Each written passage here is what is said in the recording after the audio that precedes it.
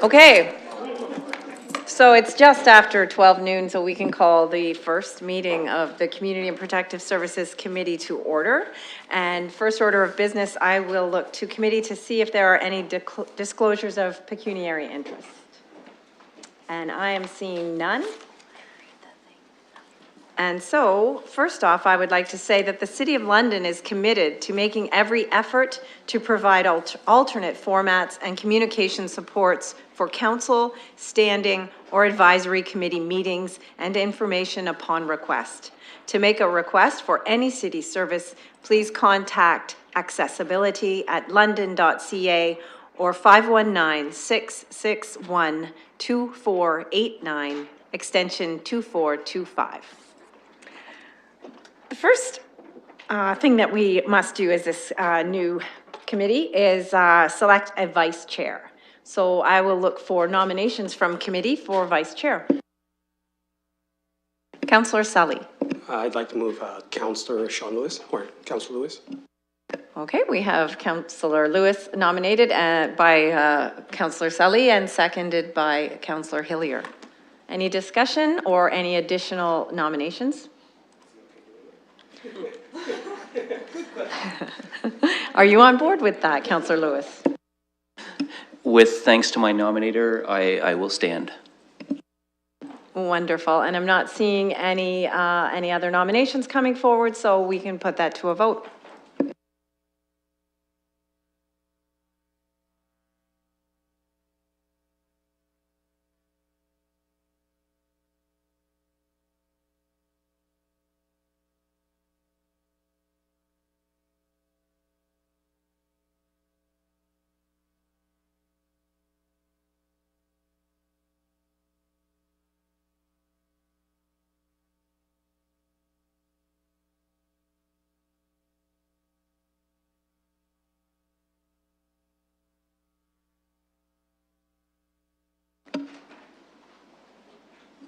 Closing the vote, the motion carries 5-0. Wonderful, congratulations, Councillor Lewis. Do you want him to move? If you like, you can sit in this chair for the rest of the meeting, or you can wait until the next meeting. It's totally up to you. I'll wait till next time. Great. Okay, so we have a number of consent items.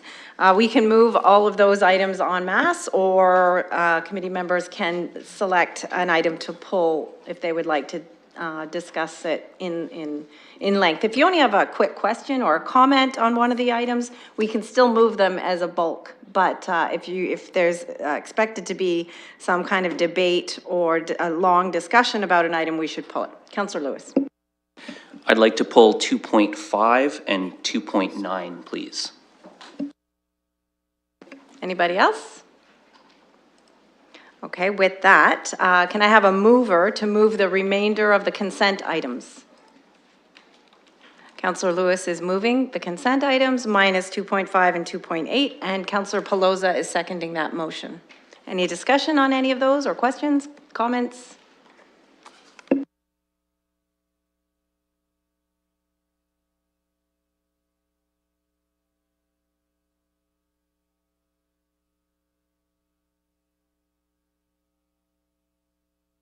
So from the chair, I'd just like to say on item 2.7, the implementation of the community mental health and addiction strategy, that was something that was put in the strategic plan for the last term of council. It's something that the last council felt was a pressing need in our community. And I want to thank staff and commend staff for moving forward on that, and thank the community that was that participated in putting this strategy together. So thanks very much. And with that, we can vote.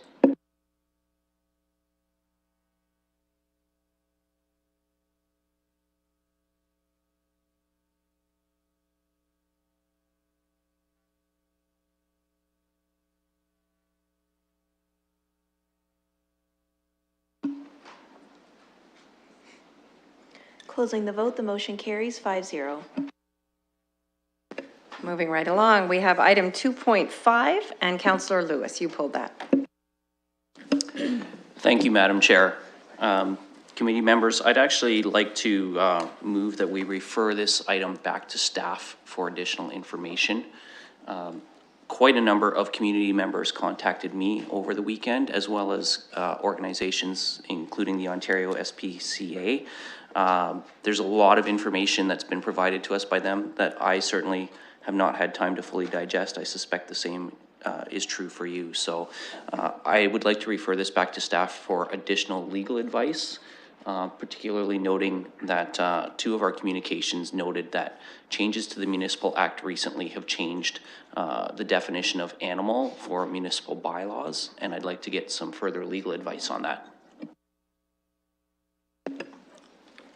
Mr. Kotsifas?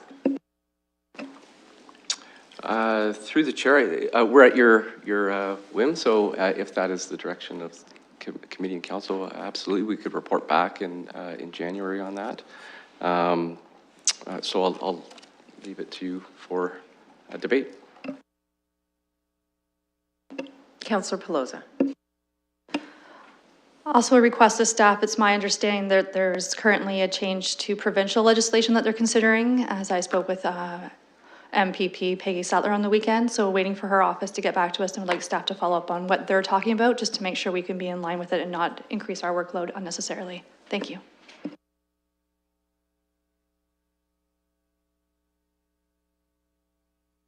Councillor Sully. Thank you, Chair. And through you, I had a question to staff. So if this was referred, you know, when it come back, potentially, I know there were some pieces that were outside of our control for some of the information pieces around the provincial legislation. And what impact does that mean locally as far as the current bylaw would stay in place? And what does that mean for the business that's trying to come in? And what does that mean for mobile zoos in London, generally speaking? Through the chair, so the current bylaw, the way we have interpreted it is that these types of facilities would not be permitted without being licensed. So what we were proposing to do within the report is actually not do anything at this point in time. We were actually going to come back to you, and that's the direction that we recommended in the report. And at that time, we would have this debate. It would be at a public meeting, and all these types of issues that have currently been raised would be addressed at that time. What this does is actually introduces another step into that process where we would report back just on these issues, and then we would still likely, depending on the outcome, recommend that we would go to a future meeting, a public meeting, to discuss these issues. So it does delay. Our approach was just to go to come back with a report for public debate.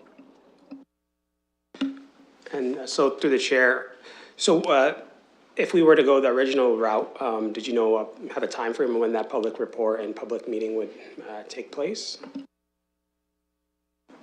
Through the chair, we were targeting Q1 of 2019, so the next 2 to 3 months. That's all my questions for now.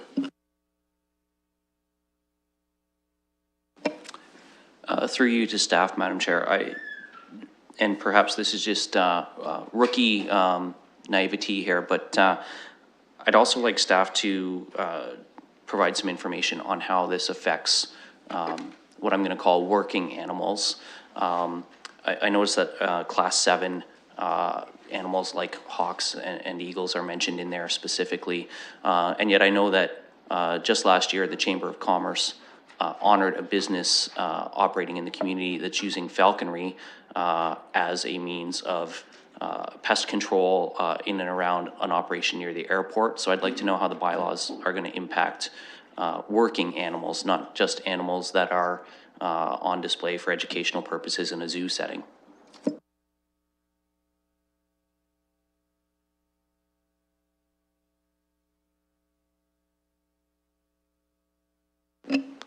Through the chair, so our proposal right now is actually not to touch the animal bylaw. It is actually just to address the business license bylaw. We didn't, staff feel that the animal bylaw needed to be amended in any way, so it would not have any adverse effect on that. The business license bylaw was the vehicle we were going to use to regulate particularly mobile and indoor zoos. That's what we're focusing on. That was the nature of kind of the application. It's not really an application, but the interest. So the current, our proposal was not to address the animal welfare bylaw. So if you were asking us to, if you're referring this back to us, it would be very helpful to note exactly what it is you want us to review, so that we could be very specific when we report back. Councillor Van Holst? Thank you very much. For the business bylaw, were we sort of entertaining the idea of simply saying that they needed to be accredited by CASA? Is that the kind of bylaw we would probably propose? Through the chair, so through the business license bylaw, that would allow us to do something that we're currently not doing. That is actually to regulate these types of uses. And those types of, the types of regulations, such as maybe requiring accreditation through CASA, requiring maybe a vet on site, requiring, I think there was concerns about hand washing stations and different types of diseases, issues around the children and who's handling these types of pets. All of those could be dealt with through regulation, and that's what the public process would be, is to compile all that information and come back to you to say, these are the types of issues that we are hearing, and also through our partners, Middlesex London Health, OSPCA. There's a whole slew of folks that would need to be spoken to about this and to get their input, and some of the regulators at the provincial level that have been addressed earlier as well. So those are the types of regulations as examples that we would be bringing forward as part of the regulatory process, and that would be handled through the business license bylaw. Councillor Sully, and then Councillor Hillier. Thank you, Madam Chair. And through you, just to clarify, I know you wanted, you're asking for more direction in the sense of, I guess what I gathered from what you're asking is, do you want council, you're looking for direction from council to ask us whether we should move ahead with regulating these kinds of businesses, or whether we just full out not permit these kind of businesses to operate within our city. So my question is I want to have that conversation, but I want to have the public have that opportunity to do that first. So what would be your recommended approach in those steps to achieve that? Because I don't want to say, I know how I personally feel, but I want to hear what the public has to say before I say this is the direction we're heading. So through the chair again, the current regulatory framework does not permit them. So that conversation that Councillor Sully just mentioned would be exactly the public process we were actually seeking, which is through the business license bylaw. If through that process it was decided that we do not want to regulate these businesses and we don't want them in our borders, and that's where that conversation would be had. Conversely, if the intent was, or the interest was to regulate them, then we would be drafting and providing you with those draft regulations for you to consider at that time. And that would be following a consultation process. So should you endorse the recommendations we put forward today, that's why it would be about a 3-month process, is because we would be out consulting with the public, trying to get that feedback, consulting with the agencies, consulting with our Animal Welfare Advisory Committee and all those folks that are involved, and compiling that information to bring back to you as regulations. And then you would decide whether or not you choose to adopt those recommendations. So just to wrap up, Chair. So in short, if you pretty much know where you stand on whether you want to see these businesses regulated or not, then you just take essentially no action today because the bylaw would stand in place, which would not permit the operation of these facilities. But if you're looking to move in that direction or to get some information related to that, that'd be the next steps, or the motion that's on the floor, or the staff recommendation. Thank you. I just wanted to clear that up for the members of the public and for the committee. Councillor Hillier. Through the chair, do we have staff that are actually certified or can inspect a reptile facility? Through the chair, we enforce municipal bylaws. We are not experts in all, and we do rely on our partnerships with other agencies to provide that expertise. As an example, for food sales and food handling, we partner with Middlesex London Health Unit. They do the food inspections. So that's just an example. So in this circumstance, if we were to come back and actually regulate these, we would rely on a number of different facilities, OSPCA, there's vet checks as well. We have our own vet as well. I'm not sure if you're aware of that, but the city does have their own veterinarian. We have a number of other partner agencies that we would rely on, including, it could be like CASA or other types of folks that would be involved in these types of inspections. So although we would have general knowledge, we would not be experts in the field, and we are not experts in the field in the other bylaws that we regulate.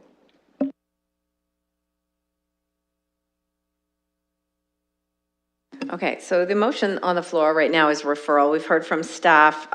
So the recommended approach in the report from staff is for staff to continue with community consultations, to work with agencies and organizations to get the information necessary, then to come back to council in the first quarter of 2019 with recommended regulations for this type of business if we were to allow this type of business to operate. So there were a number of questions that Councillor Lewis had in his referral, and I'm wondering if we chose not to go the referral route, because staff has told us that that will be an added step. There will be a public participation meeting at some point in the future. If we chose not to go referral, could staff include, and we could include very specifically in our direction to you, responses to some of the questions and concerns that Councillors Hillier and Pelosa have raised today? Is that's what you would like to see in the direction, some specifics like that? Through the chair, that would be very helpful, and we could bring back a confidential legal report if necessary as well, depending on the nature of our review, that would be part of the process. And we've done that before. That's not out of our normal process. Any other questions, comments on this issue? No? So we have Councillor Lewis. Thank you, Madam Chair, and through you to staff. I guess my biggest concern on this particular matter, and when I was reading through the report that's before us right now, is that the Municipal Act has changed, and some of the references in the staff report, for example, the Zentel decision in Windsor was adjudicated under the old Municipal Act. So what I'd really like before we move forward is some real clarification on what the scope of our abilities are to regulate these types of businesses, if we permit them at all. So that's really one of the key pieces that I'm seeking in putting a referral motion forward. So I just wanted to clarify that.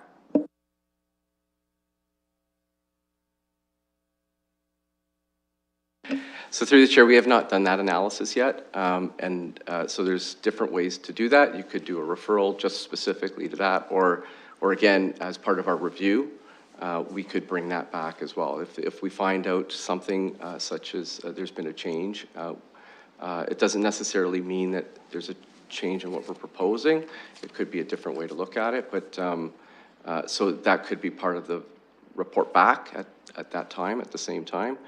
And it will definitely shape how we come back to you in terms of our regulatory approach and our recommendations to you. It may be different than what I just even described to you. So that would be part of this review, and or at least that's the way I see it, and we would bring that back at that time. So if there's no other comments, I'm just going to make a brief comment from the chair. I won't be supporting referral at this time. I believe we can cover all of those issues and concerns wrapped up in the recommended direction that staff would like to see us take.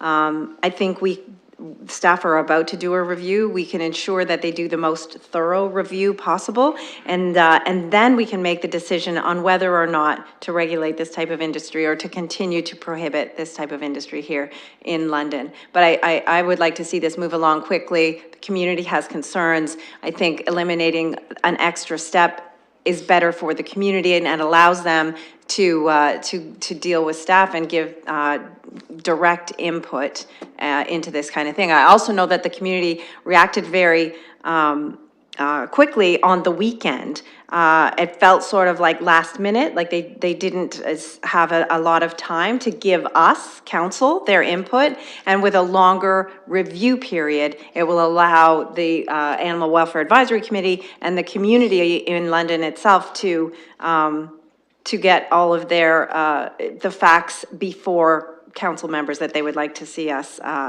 consider in making this decision. So that's why I won't support referral. If referral is defeated, then I would look to somebody to move staff recommendation, but include a number of added specific directions to staff.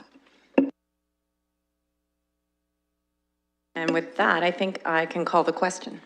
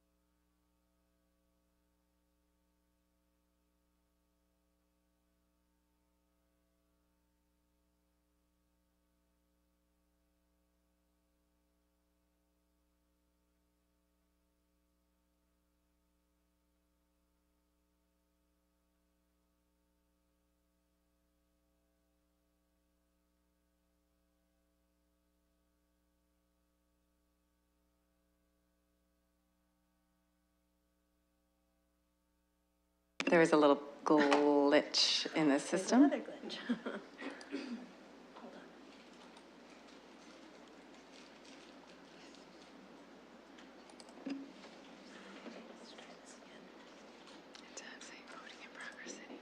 Is someone closing the vote?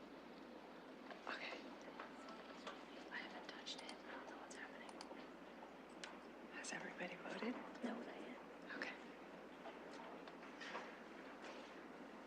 Just need to listen. Okay. If you haven't voted, could you please vote? There was a glitch, so you might have to vote again.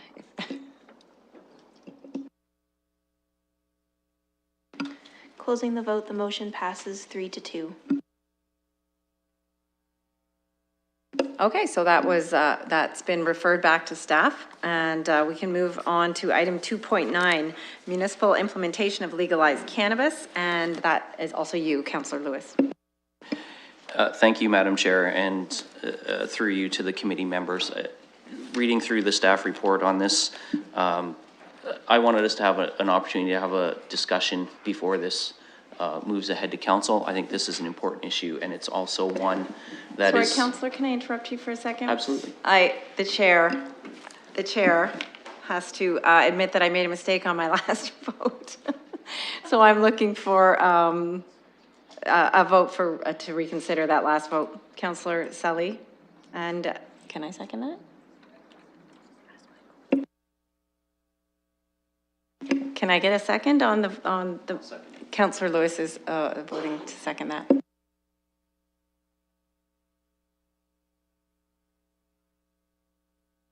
So we'll call the question on that.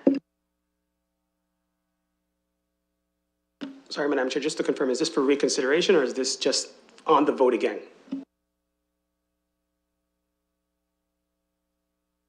Yes, Councillor, this is a vote to reconsider the last vote because the chair messed up.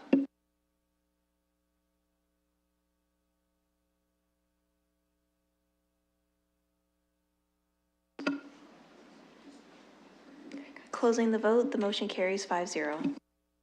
Thank you. We'll put the original referral motion back on the floor. That was moved by Councillor Lewis and seconded by Councillor Pelosa.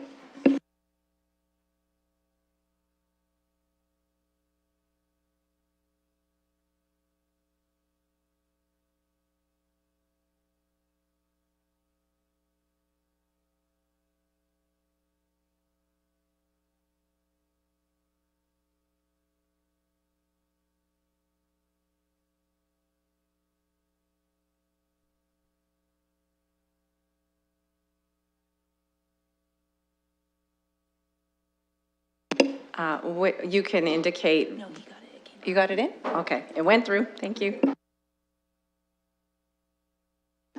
Closing the vote, the motion fails 2-3.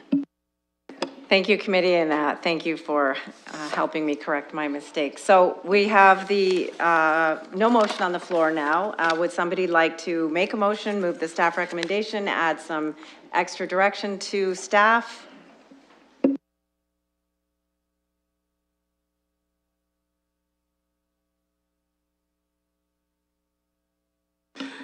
Sorry, Madam Chair. No, I'm not interested in moving a direction because I'm just not supportive of any of the directions, that's why. So I'm fine with the current bylaw.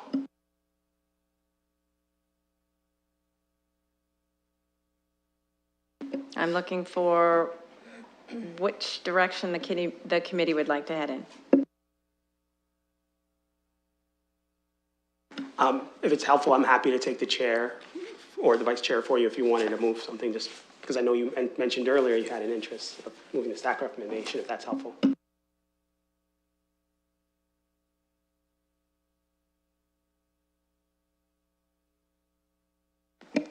want to take the chair?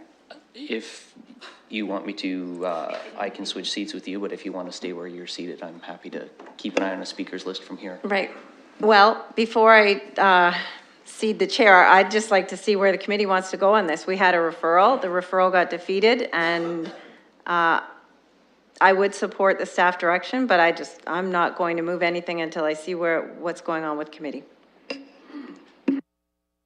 Councillor Lewis. Thank you, and through you, Madam Chair. I think it's very important that we have an opportunity to hear from the citizens of London on this. While I have a lot of information to absorb myself, I want to hear more of what they have to say too. So I'm prepared at this point to move the staff recommendations so that we can move ahead with the opportunity to have a PPM and hear from the public. Wonderful. Thank you, Councillor.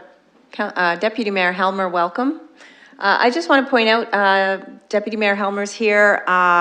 He's also acting mayor today because the Mayor Holder is out of town, and as such, as acting mayor, Deputy Mayor Helmer has a vote at committees when he is in his acting role. So just want to point that out, and go ahead, Deputy Mayor. Thank you. I wonder through the chair if Councillor Lewis would be interested in adding a direction to have the confidential legal report come forward to the next meeting when this public report is going to come forward, because it seemed like there was some legal advice that he was looking for, and I want to make sure that's incorporated in the direction. Thank you, Deputy Mayor Helmer, and yes, I would like that included in the motion. Councillor Sully. Thank you, Madam Chair. So I'm inclined to not support the recommendation. I think I've had an opportunity to hear from the public. I recognize the business factors that would be beneficial to our community, but just overall, I just don't support zoos and mobile zoos. So that's just kind of my position at this stage. So I know where the community wants me to land, so that's what I'll do. So I will vote no. I recognize that it's not a decided matter, but we know in the past how this goes at council.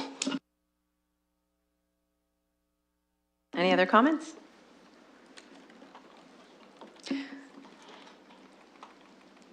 Okay, so we have a motion on the floor. It's the staff recommendation, also including a confidential legal report as well to come forward. And I know Councillor Lewis also had expressed a desire to hear what any changes to the Municipal Act, what ramifications there may be regarding those changes. Anything else? So we have a mover. Is there a seconder? I will second the motion. So we have staff recommendation, including confidential legal report and including a review of changes to the Municipal Act. And it doesn't look like there's any more discussion or debate. Oh, Councillor Sully.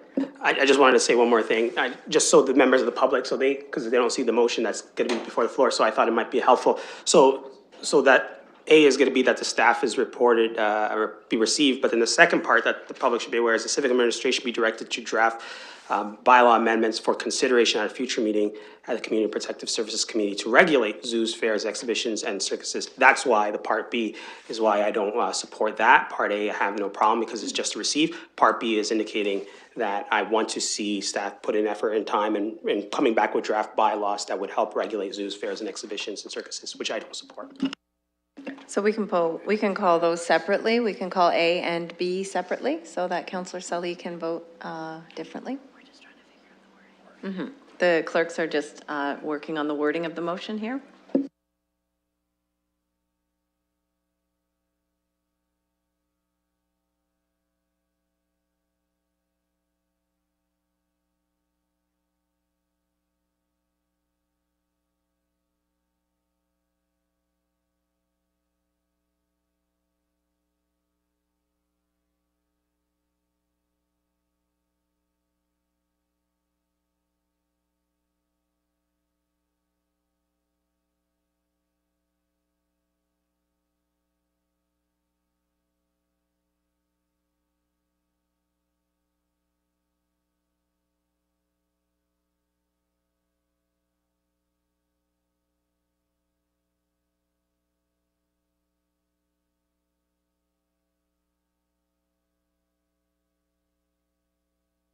So with that, we'll put clause A on the floor for a vote.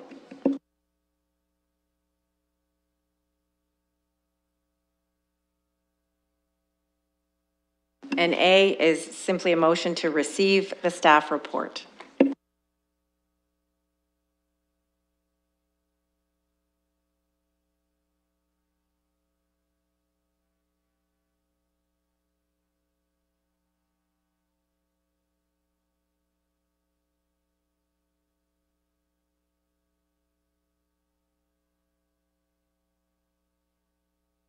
Closing the vote, the motion carries 5-0. So now we have B, and it's a little bit different from what's in the report, so the clerk will put it up on the screen, and if you click on, when your vote button comes up, there's like an arrow at the top, you click on that and it shows the whole motion.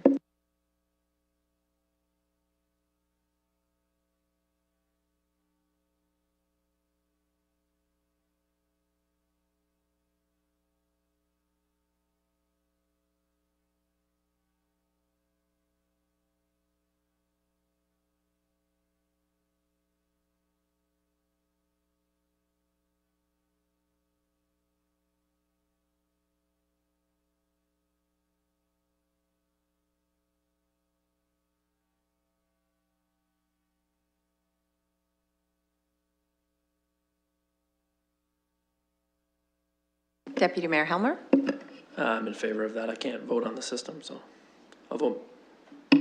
Councillor Helmer has indicated that he is voting yay.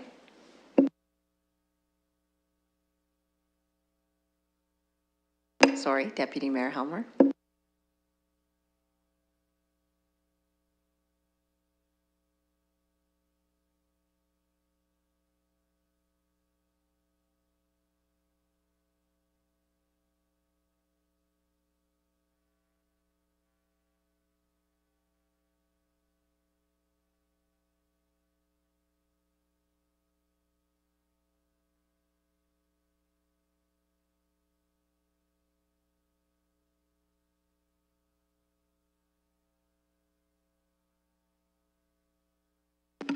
Closing the vote, the motion passes 4-2. Now we'll move to item 2.9. Councillor Lewis, go ahead. Thank you, and through you, Madam Chair, I asked this item to be pulled because I think it's important that we have a discussion about the cannabis retail stores here at committee before this moves forward to council, because the timeline is so short for the opt-in from the province. We only have until January 22nd to decide, and if we just had moved this as a consent item, it would be really going forward to council without a recommendation, just that they were looking for direction from council. I am personally in support of us opting into the provincial program, and I want to have that discussion at committee so that we can perhaps provide some recommendation to council. Councillor Sully. Thank you, Madam Chair, and thank you to Councilor Lewis for pulling this. So I'm supportive of opting in. I don't know if Councilor Lewis was moving that motion to opt in. If that's the case, I'm happy to second that and I'll just go from there. Councillor Van Holst.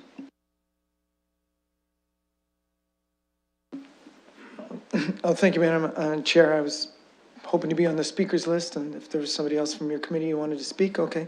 Well, then, I can see how there would be an advantage to opting into this financially. However, thinking about it a little more, there is another perspective. Every retail store that we have in London will have a sign and will essentially be an advertisement for marijuana use. I have some concerns about the laws that have been passed with regarding this, because essentially the increase in incidence of mental health problems with this. I know the research in Europe has said that cities where marijuana use is strong versus weak have 6 times the incidence of schizophrenia. And so we're going to have problems in this city as a result of these new laws coming up that will certainly dwarf the $450,000 that were being offered for this. And so we may be better off letting other communities figure out what the impact of having stores in theirs is, and let this lie. We can always opt in, but we can't opt out again. And so those are my main concerns. Councillor Sully. Thank you, Madam Chair, and I appreciate my colleague, Councillor Van Holst's comments. Recognize I'm not a medical health professional, but the reality remains is that marijuana use is going to happen one way or another in our community, whether they go to St. Thomas or whatever, another city, to grab what they need to grab for consumption.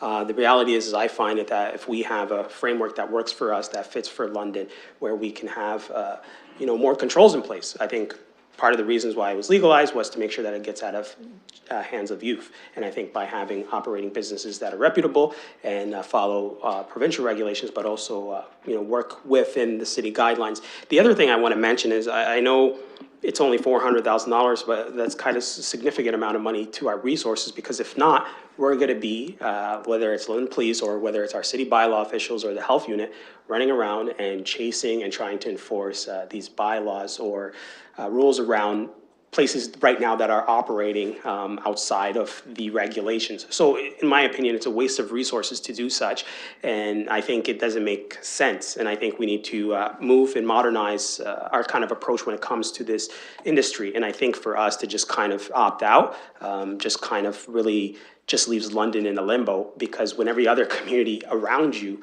is opting in and moving forward, recognizing, of course, there's going to be one or two that may choose not to. But here in London, I know when I asked members from the public for feedback, there was quite a significant amount of folks who wanted to head in this direction. And I think it's we're coming up on 2019, and we need to be prepared for that. And this is the future, and this was decided by folks above us, and this is decided by the public. So we need to make sure that we have a framework that works for them. My only question to you, to staff, is as far as just, when we opt in, just for members of the public who are following home, you'll come back with anything specific to us here locally. Could you just kind of just explain that for members of the public that might be following? And if you're able to talk about just signage, I know someone asked me about that and they wanted me to ask, what kind of rules in place we can have around with sign bylaws related to that. I know we have our own, but just for the members of the public who are following, who've asked.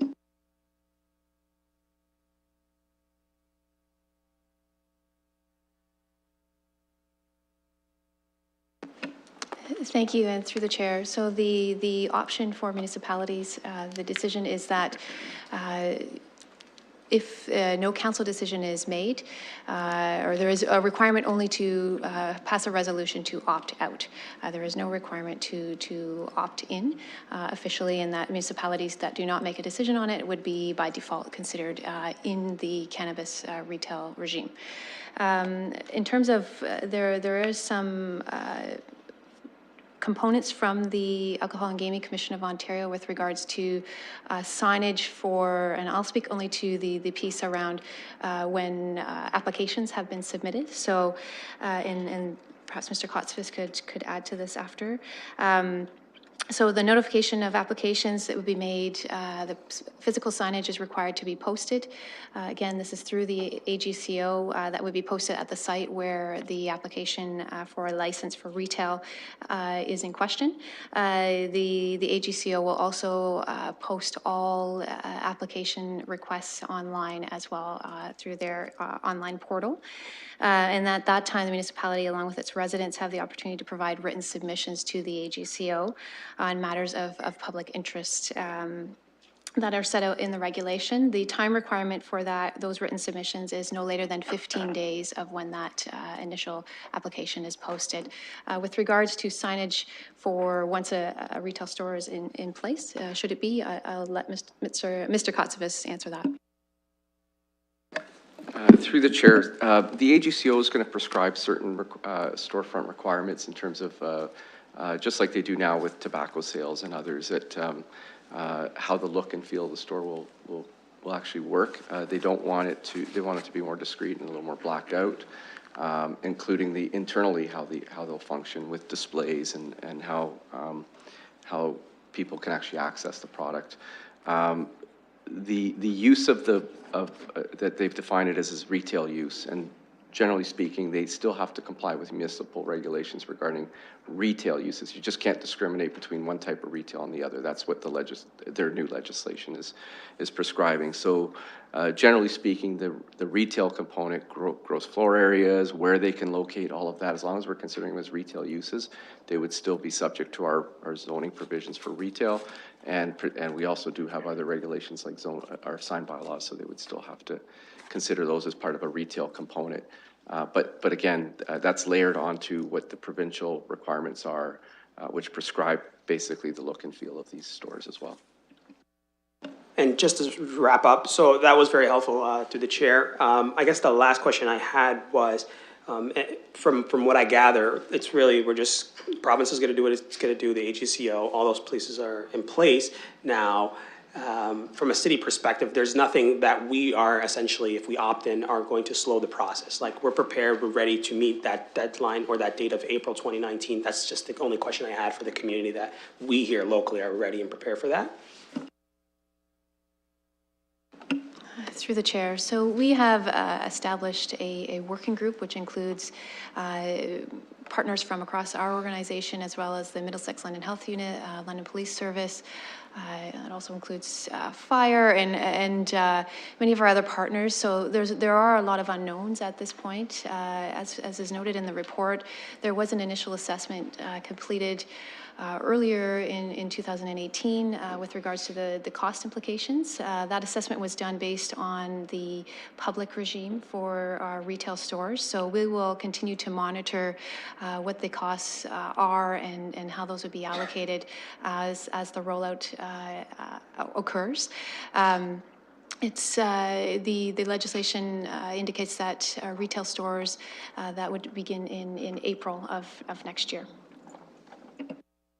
And sorry, Madam Chair, if I can, I just wanted to make sure. So is there any further direction that was needed to make sure that administration would need from us, or any suggestions at this time to make sure that we will achieve that targeted date? Not that we are aware of. I believe the requirement, the province is looking for a decision on whether municipalities, there is a requirement for a resolution of council if a municipality wishes to opt out or prohibit this retail cannabis stores from being located in the municipality. Apart from that, the legislation does not permit municipalities to enact business licensing bylaws. Again, that is done through the AGCO. So sort of out of our hands.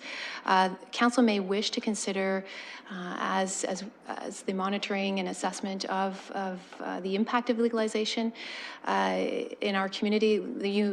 Council may wish to consider further bylaws with respect to the smoking and lighting of cannabis, and that is through the Smoke Free Ontario Act. So you do have a lever there, but not around the location of these stores. Sorry, it's just, you just said something that was very important through you. Could you just kind of expand a little bit on the smoking and lighting portion of that, just to better educate us on that?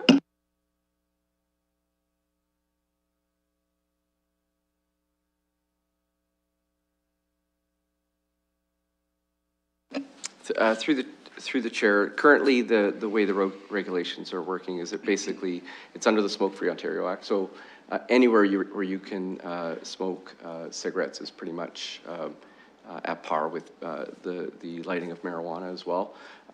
What you could consider in the future is whether you want to regulate or prohibit certain activities in public spaces. So in municipal owned right-of-ways, parks, things like that, golf courses. So we could bring those back at a future date. As this rolls out, again, we're still in its infancy, and we're trying to take this in kind of baby steps. The first step is really the critical date, which is the opt-in, opt-out. But that does not mean that you're done at that point. There'll probably be further reports to you at certain points in times where you might want to consider other regulations to assist you think. So I promise I am done, Madam Chair, but I just wanted to ask the mover if he was okay. I wanted to add in the motion if we can monitor the impacts of legalization and that report come back in April of 2020, which would give a year from the time. And it kind of sounded as if, would that be enough time to kind of really have a fair assessment of things? Through the chair, we'll likely even be reporting back sooner than that, but on just as this progresses, but definitely a monitoring period of a year would be great.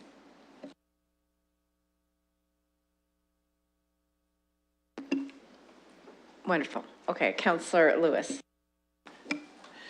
Thank you, Madam Chair, and through you, thanks to the staff for their wonderful answers to Councillor Saleh's questions. That was very helpful. And I want to address Councillor Van Holst's concerns as well. Certainly, I understand where he's coming from. I think that moving ahead with this, we are in fact not just talking about the direct financial transfer from the province, but we're also talking about freeing up police resources that are currently being used dealing with the current illegal dispensaries regime that we have. There's also an economic impact beyond those provincial dollars. The last meeting that I chaired on the Committee of Adjustment before we took office here, we actually approved a variance for a cannabis processing plant out on Wilton Grove Road. Businesses are looking to locate, I think, in municipalities where the door is going to be open for them, and I want us to send that message really clear. So while I appreciate that we don't have to have a resolution to opt in, I would like us to have a resolution to opt in, because I think that we want to send a message and give businesses some surety that we are not going to be looking at the last moment to opt out, that we are in fact going to move ahead and go ahead with this. I too consulted with the community over the weekend. I gathered some feedback, and overwhelmingly it was positive. I would say it was about 90% in favor of going ahead with retail locations in the city. Our zoning bylaws are going to capture a lot of the concerns that people have around location, as is the provincial 150-meter barrier. So I'm certainly fine with Councillor Saleh's suggestion for continued monitoring and report back, but I'd like to move to both to receive the staff report as well as to move that council pass a resolution confirming that the city is opting in. So just for the clerk's sake, that's, yeah, Councillor Lewis is moving the staff recommendation with a slight change to B, which would be that council specifically endorses opting in, and adding a D, which would be a regular monitoring and review. But April 20th, but staff have also indicated that they will, or April 2020, but staff have indicated that they will do more than just that. So monitoring at least in a 1-year time frame, but staff have indicated that they will. You could write that as it being noted, staff. Okay. So Councillor Lewis, you have the floor. Are you finished? I am finished, Madam Chair. Councillor Hillier. Well, Councillor Lewis covered quite a bit what I was going to talk about, but as we all know, it's legal now, and with any new vice, with most respect to Councillor Mike Van Holst, health problems are going to come up. It's going to be a regular issue, and we'll deal with those as they come. What concerns me most is if we opt out, we are creating London as a hub for continued black market sales and creating more cost onto the police without any recompense whatsoever. So I agree with Councillor Lewis, and I feel we should opt in. Councillor Van Holst.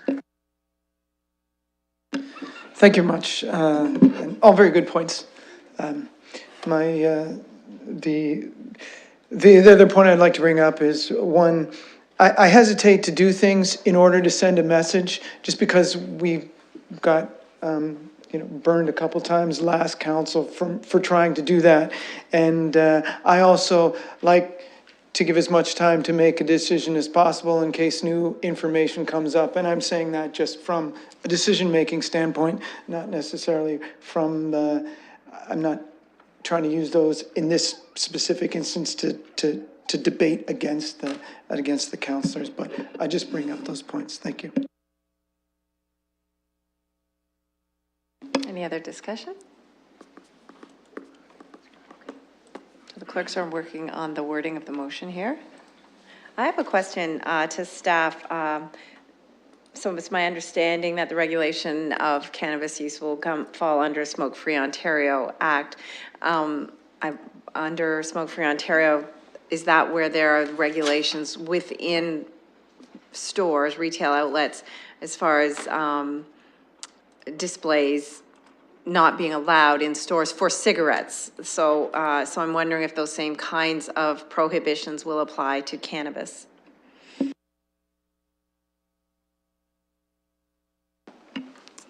Thank you, Madam Chair. We do have Ms. Stobo from the Middlesex London Health Unit here, and she may be able to answer that question.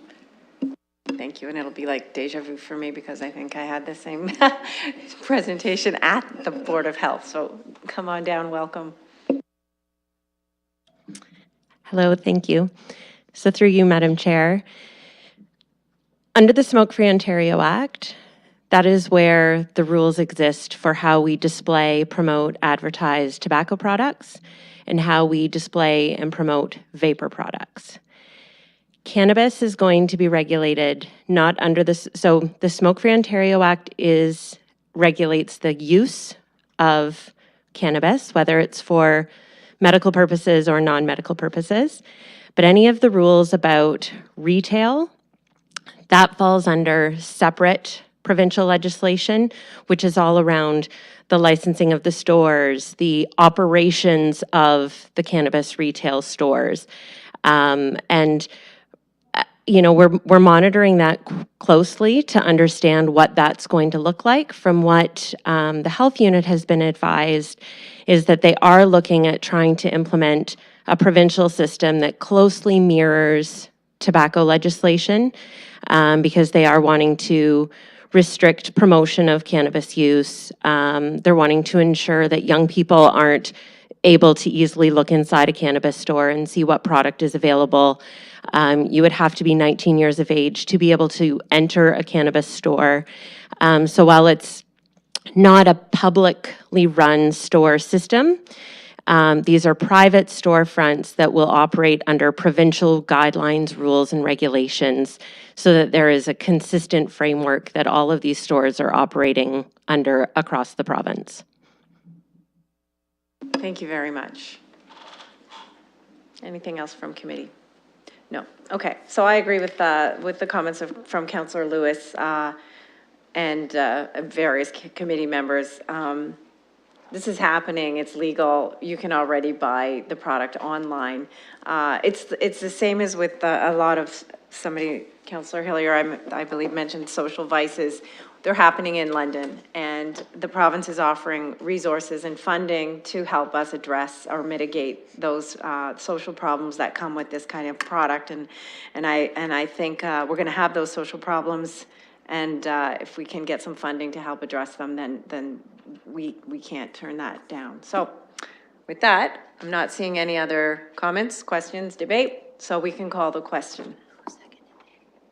Who is seconding this motion, by the way? Councillor Sully.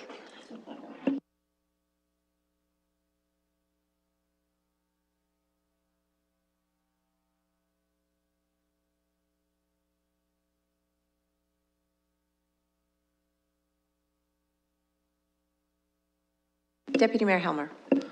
I'm in favor.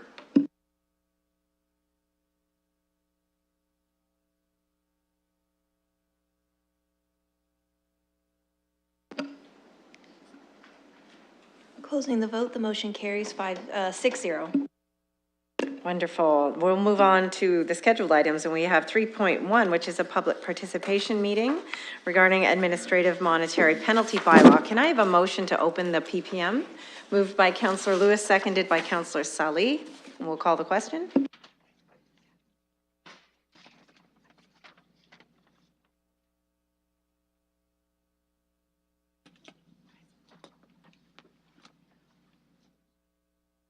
And is that a yay, Deputy Mayor Helmer? He's indicating with a nod of his head that that was a yay.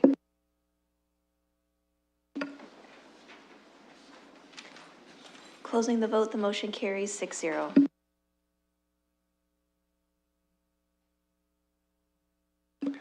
Go ahead, Mr. Ross. Through the chair, Ned sorry. Ross will be doing a quick presentation. for Thank you, Mr. Kotsvas. Go ahead, Mr. Ross, and welcome.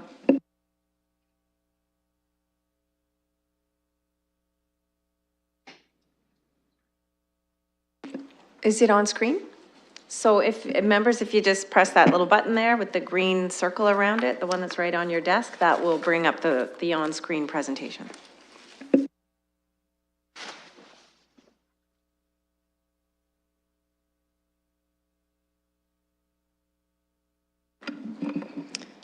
Through the chair, we are proposing that we would implement the administrative monetary penalty system bylaw for implementation in hopefully Q2 of 2019. So the municipal act allows municipalities to use an administrative monetary penalty system versus the current through the courts process.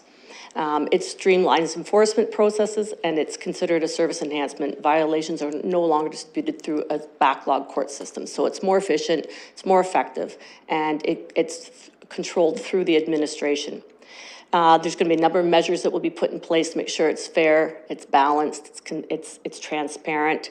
The screenings will be done through an appointment, which may be either in person, on the phone, or an administrative review through a screening officer, which is a City of London employee.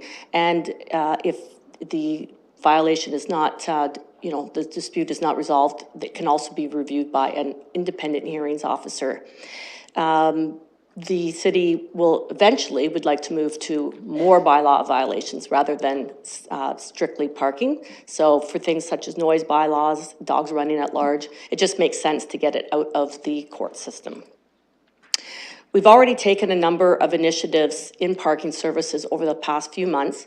One of it is how you can pay for your parking ticket. You can also now pay online, but you can also view any pictures that were taken with it. You can see where your vehicle was ticketed. So if you've, for instance, lost your ticket, you can go online, you put your license plate in, you put your ticket number in, and you'll see things like down here, there's a car parked in front of a fire hydrant. At that point, you may say, yes, there's no real need in me trying to dispute this. I was clearly parked in front of the fire hydrant, and oh, my son had it on Grosvenor Street. I didn't know where the ticket was issued. So that's always a big customer service benefit when people call us and say, I got a ticket, but I was never there, and now they'll be able to go on. And it's been in effect now since the beginning of November, and it's been very well received. So this will also be with the AMPS model. It's just we've started this model in advance of AMPS. So screenings will be done by appointment, as I said, in person, by phone, or administrative review, depending on the nature of the ticket. Some will have to be done in person. There will be an online appeal module as well, and it's quite nice. It's very streamlined. People, I think, are really going to like that. Also, enforcement services. Right now, we have some difficulty sometimes serving in certain violations in school zones, so we have an added method of service where we can mail you your ticket. Also, there's going to be some reduced costs as far as having our officers won't have to be present in court. Sometimes they sit there all day, and the city, of course, is paying that. School zone enforcement, as I briefly mentioned, it's tricky for us. We have approximately 100 schools, 60 are really problematic for parking. And due to the challenge of the volume of violations and the requests for service, with AMPS, we'll be able to actually mail tickets. So people may become far more adherents to the signage because they're going to be thinking it's sort of like a red light camera, that something might come in the mail. So that'll be interesting. In conclusion, we issue a large number of parking tickets in London. As you can see, over 80,000, sometimes some years it's been 90,000. And we need to get it out of the court system. And again, we'll eventually like to go to other types of violations as well. And people will probably feel more comfortable representing themselves rather than having to go to court where they feel sometimes intimidated. And it's a civil mechanism. Again, it's regulatory in nature. And I think people are going to enjoy it. I know all the municipalities that we visited and have spoke with over the past couple of years have all said that every one of them has had very positive comments and experience with it. So, Thank you. So I will look to members of the public to see if there are any comments or questions. And I'm not seeing any, so I will look to committee. Councillor Sully is moving to close the PPM. Do I have a seconder? Councillor Lewis is seconding that, and we can vote on that.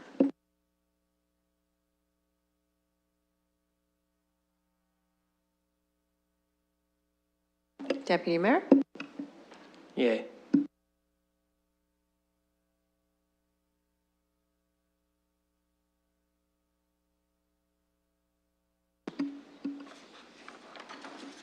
Closing the vote, the motion carries 6-0. Councillor Sully. Thank you, Madam Chair, and if you'll allow me to ask my questions, give my comments all in one shot, that'd be cool. Great, thank you. I won't be as long as last time. So I'm supportive of this, so I'm happy to move the motion ahead in this direction to take advantage of the AMP system. I did have a couple questions. I know you said some have to be done in person, so if you can comment, is that because of the legislative requirements that it has to be done in person, or is that just a decision from yourself and staff? And then my other question I had is, if I was to give you direction today to say we want to head in a direction where all violations will be moved to this mode that we issue, I believe that that's what we should do. So I want you to know, give you that kind of direction. And as well, my other question was, I know you said you could do it in person, on the phone, but why can't you do it online? And if so, can I give you direction to work with IT to make that possible? So hopefully you'll remember all those questions, because I probably won't. through the chair, I will definitely try. As far as the online piece, there will be an online module. So yes, you will be able to submit your appeal online, and we will review it, and it will respond to you back online. I'll give you an example of when we would typically see you in person is if it's an accessible parking permit. So a permit wasn't perhaps displayed properly. And so we need to see the person, to see their identification, to see that they're, first of all, are still living, not deceased, that they themselves say they were in the vehicle or with the vehicle at the time, that they were using the permit. So at some point, if we are able to do it, we may be able to Skype in a person so that we can actually ask them those questions and they can show us their identification on Skype. Currently, we don't have that ability, but we're hoping that in future we will be able to do that. But currently, most people have no problem with coming in and making sure they want the enforcement of those types of violations done, and they want them done well. So if they have, in effect, forgotten to do it, display their permit, generally they have no issue at all of coming in. But again, we're well, open to improving our technology and being able to do something different. But many violations, by and large, will be able to be done administratively. So your receipt flips upside down, you have your receipt, you're going to take a picture of it, you're going to submit your request online, staff are going to look at it. The technology also allows us to upload all that documentation to our parking ticket module. So when the auditors come in, they'll say, well, our ticket's canceled. We can clearly go in and show and demonstrate that there was a valid reason for it to be withdrawn. So there's lots of good news there. As far as other violations, yes, we do want to move to other bylaw infractions to be processed through AMPS. What our recommendation is, Parking is probably the most straightforward violation. Your vehicle's either there or not there. You know, we don't need witnesses, this and that. So let's move forward with parking. Let's assess how the impact is on our staff, because we may have a lot higher volume than 80,000. If with AMPS, if we're able to mail out tickets for instance school zones, it may be significantly more. And right now we have, you know, very short staff resources in the parking area. And I just wouldn't want, because of the screenings and payments will all be through our office rather than through the courts. So we need to kind of move a little bit slowly. And also all the other bylaws would have to be amended, because right now the authority is through the Provincial Offences Act rather than the Municipal Act, where AMPS is. So there's much work to be done. And I think let's get parking really, you know, strong on it, and then we can move forward.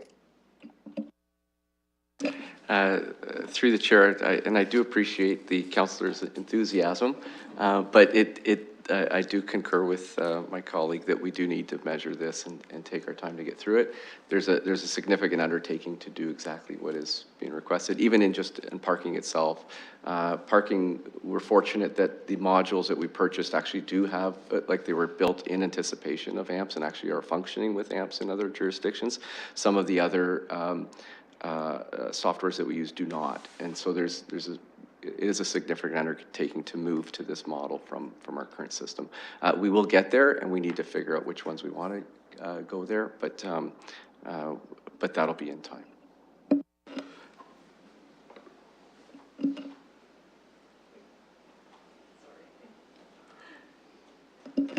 Councillor Sully.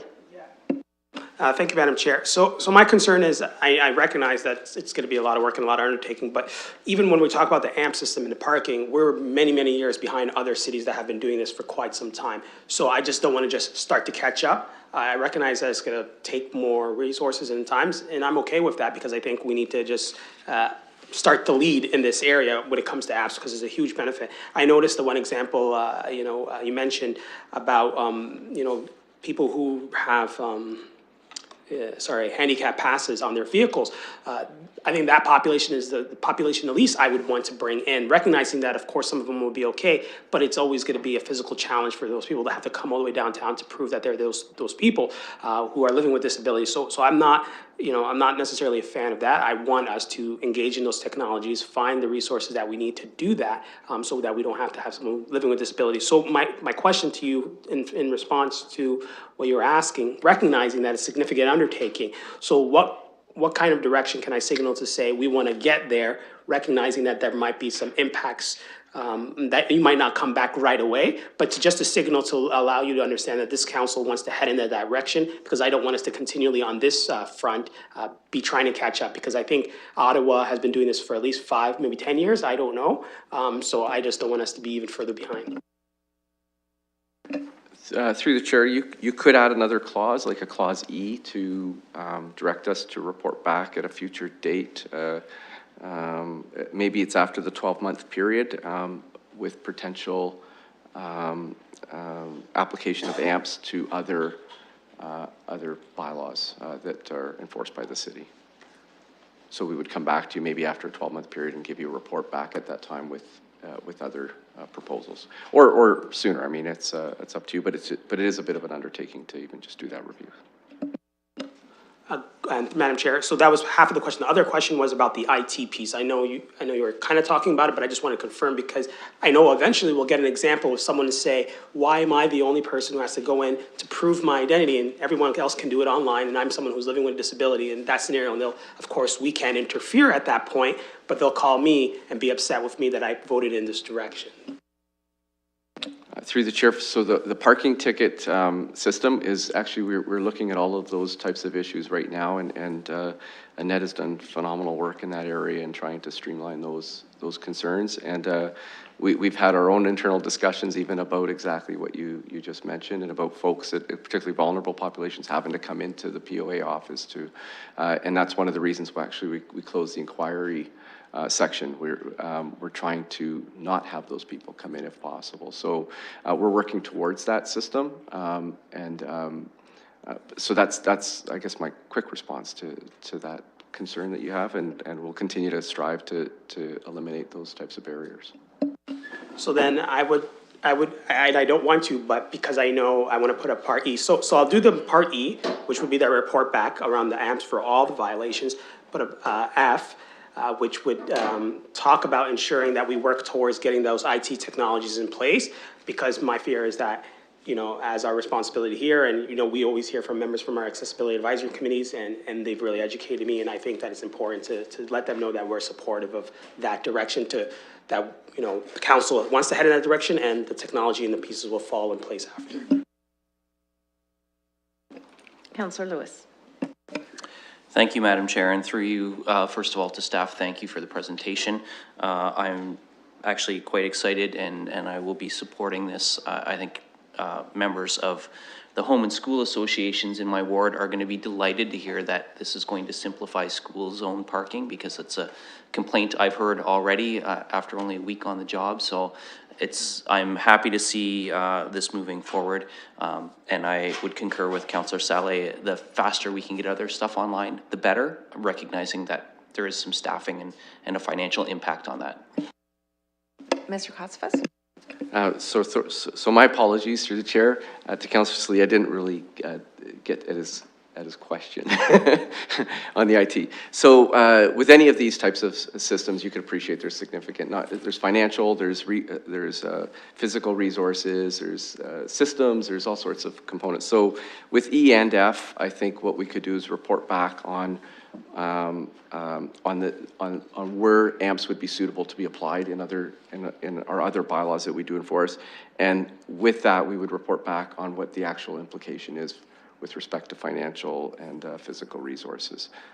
Whether you combine E and F together or separately, I'm fine, but we'll endeavor to do both. Sorry, I think I didn't mean to interrupt Councillor Lewis, but no, F would be separate because because if we're doing the AMPS, like if this council is indicating that we support the AMPS for parking bylaws, but then one population may be at a disadvantage because they need to come in for showing their parking handicap passes. So that's why the F would need to stand alone, to make sure that I did my due diligence from this point of view.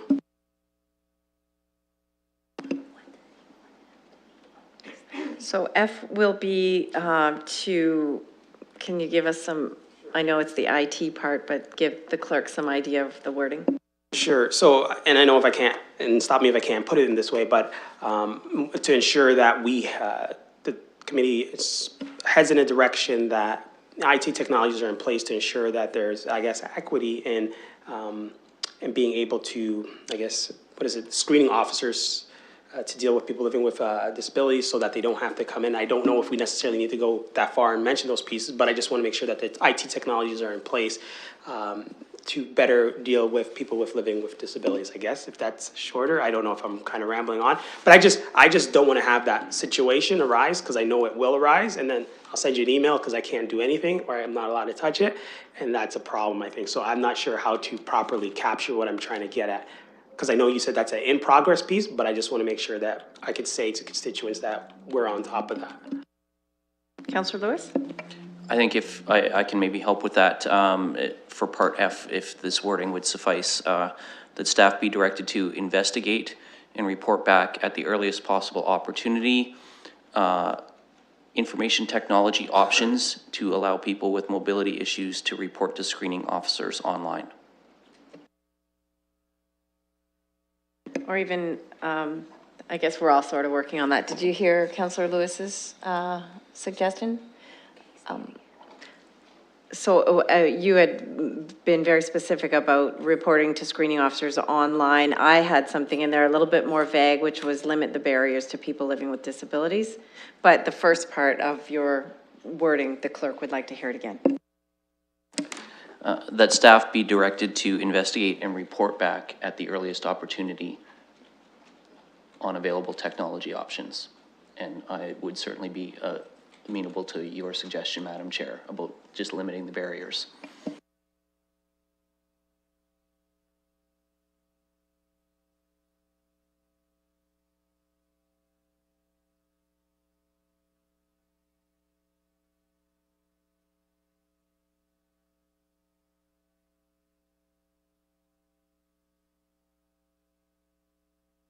Councillor Pelosi, did you have a comment, or were you just indicating that you wanted to second the motion?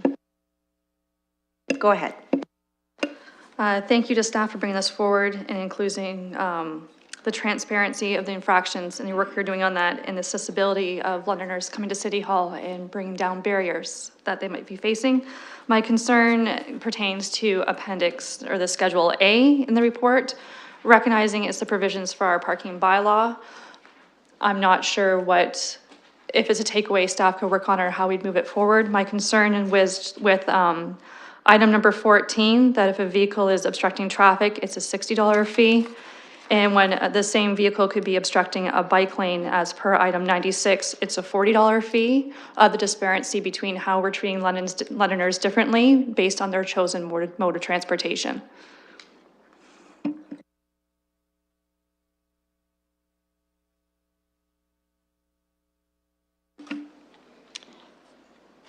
I will confirm with legal, but I believe if you wanted to amend the user fee in the schedule, we could do so at this time. So if you would like them the same? Okay. Could you just perhaps give me the number again, the column number and of each and what the amount is from? Item number 14, comparable to item number 96.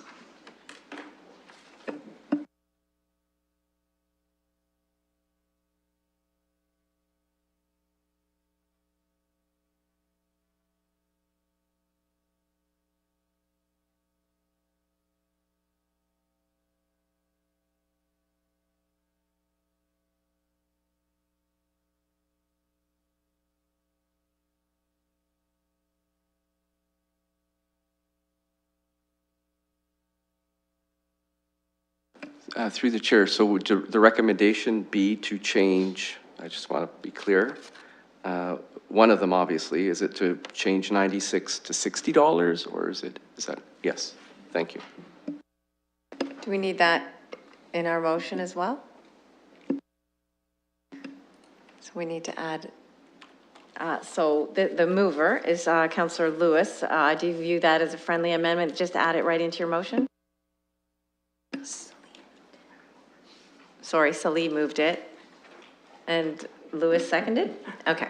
I'm good. You're good with that? Okay. So we're gonna add a G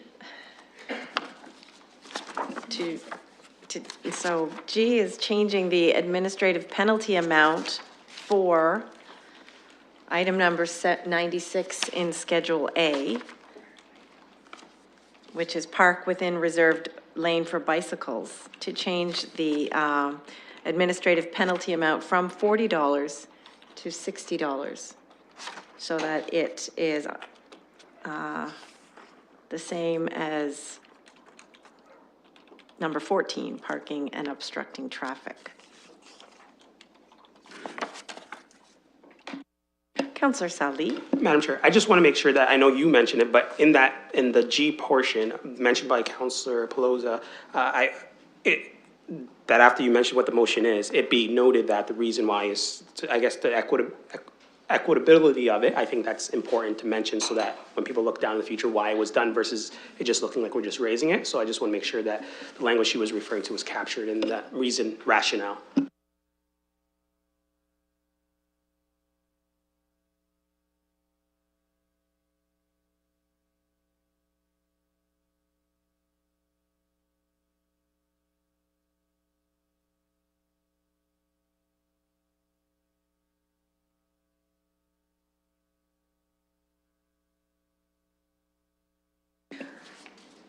So the clerk will post the motion so everybody can have a chance to delve right in there and make sure it's covering everything.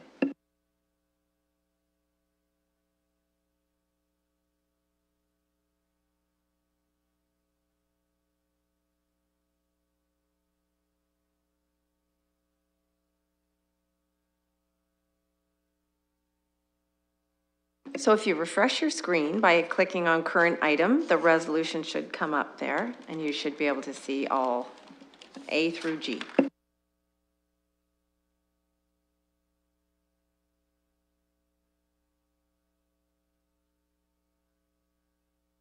And if staff could take a look as well, just make sure it's clear And the intent is understood, and if you have any suggestions for tweaking the language, just let us know.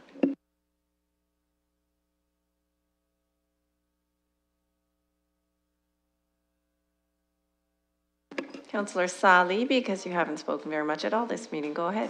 No, I haven't. I just wanted to confirm, because I know usually we have to rationalize whatever fees we set. So in this instance, because I know Mrs. Dross has indicated that it was fine to just change it just like that.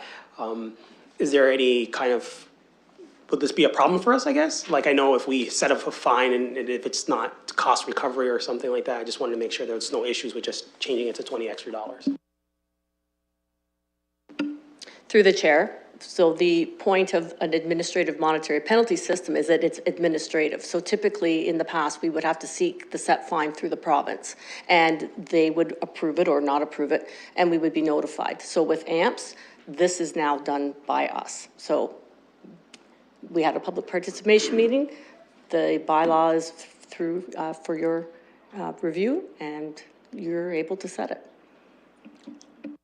Perfect. So I think the only note I wanted to have is, I don't know if it needs to be in here, but I just think just channeling what Councillor Pelosi said, I think maybe moving forward, whenever we are looking at AMPS, just in case, I'm glad she was able to catch it, but making sure that, you know, we kind of work with a lens that is equitable between people on bicycles and people who are driving. So just want to make sure that we can do that in the future. Deputy Mayor Helmer, hold on. Did you speak, Councillor Pelosi? Did you have the floor?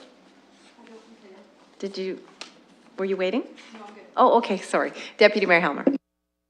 I wanted to say thank you to Councillor Pelosi for flagging that. I think from an administrative perspective, the cost of administering the infraction is the same, regardless whether you're blocking a bike lane or you're blocking a car. So I'm glad to see us harmonizing the cost for the fine.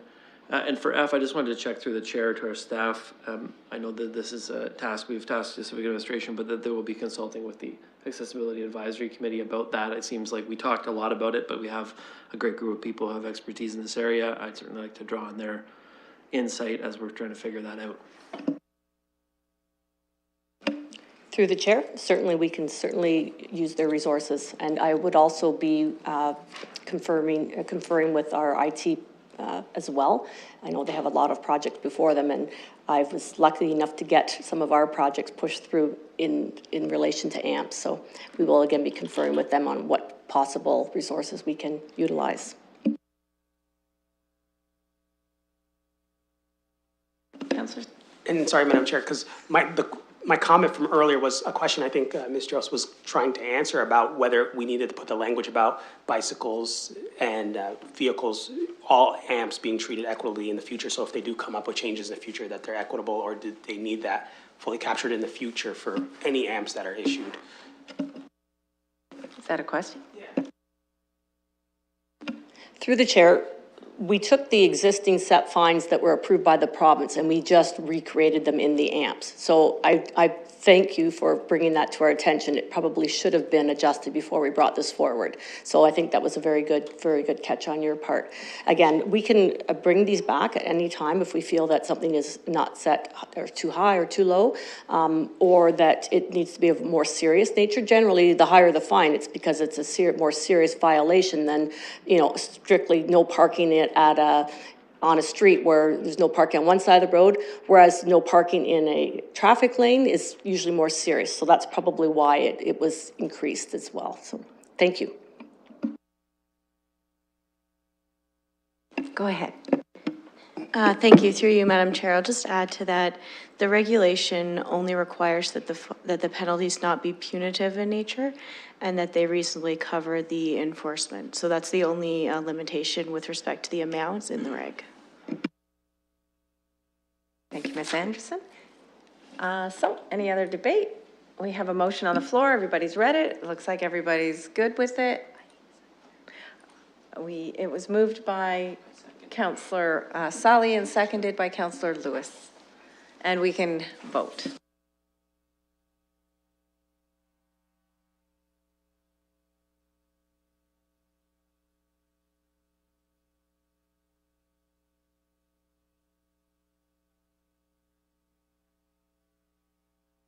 Deputy Mayor Helmer? Yay. Councillor Lewis? Yay. Councillor Sali? Yay. Councillor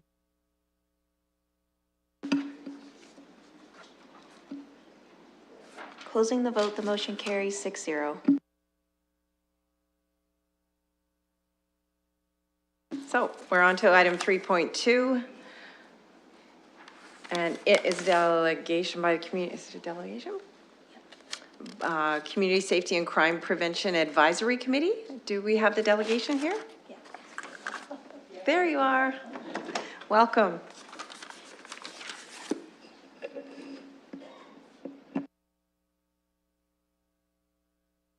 First off, I just want to say, through you, Madam Chair, congratulations to seeing the new Community and Protective Services Standing Committee. And second, I am thrilled with the AMPS and kudos because we receive countless reports of issues in school zones. So we're moving forward on that. So thank you so much for seeing that. And I presume I am here today for at least 2 items. One is that Community Safety and Crime Prevention has looked at Neighborhood Watch and their program. And we actually are in the process of looking at some form of transitioning them to another organization. So our request was for administrative staff or clerical staff to perhaps in the future help us.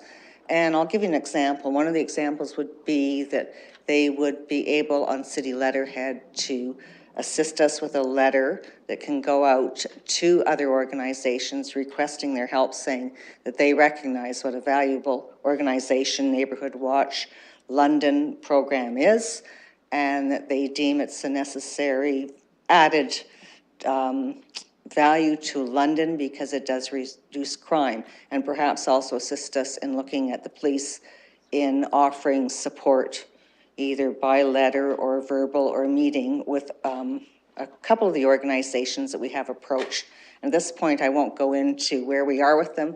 We'll probably be looking at February before we can sit down and really finalize anything to do with that.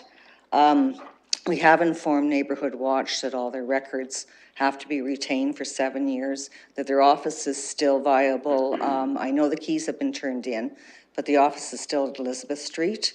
And I understand we have a city funding for 2019, so thank you so much for that.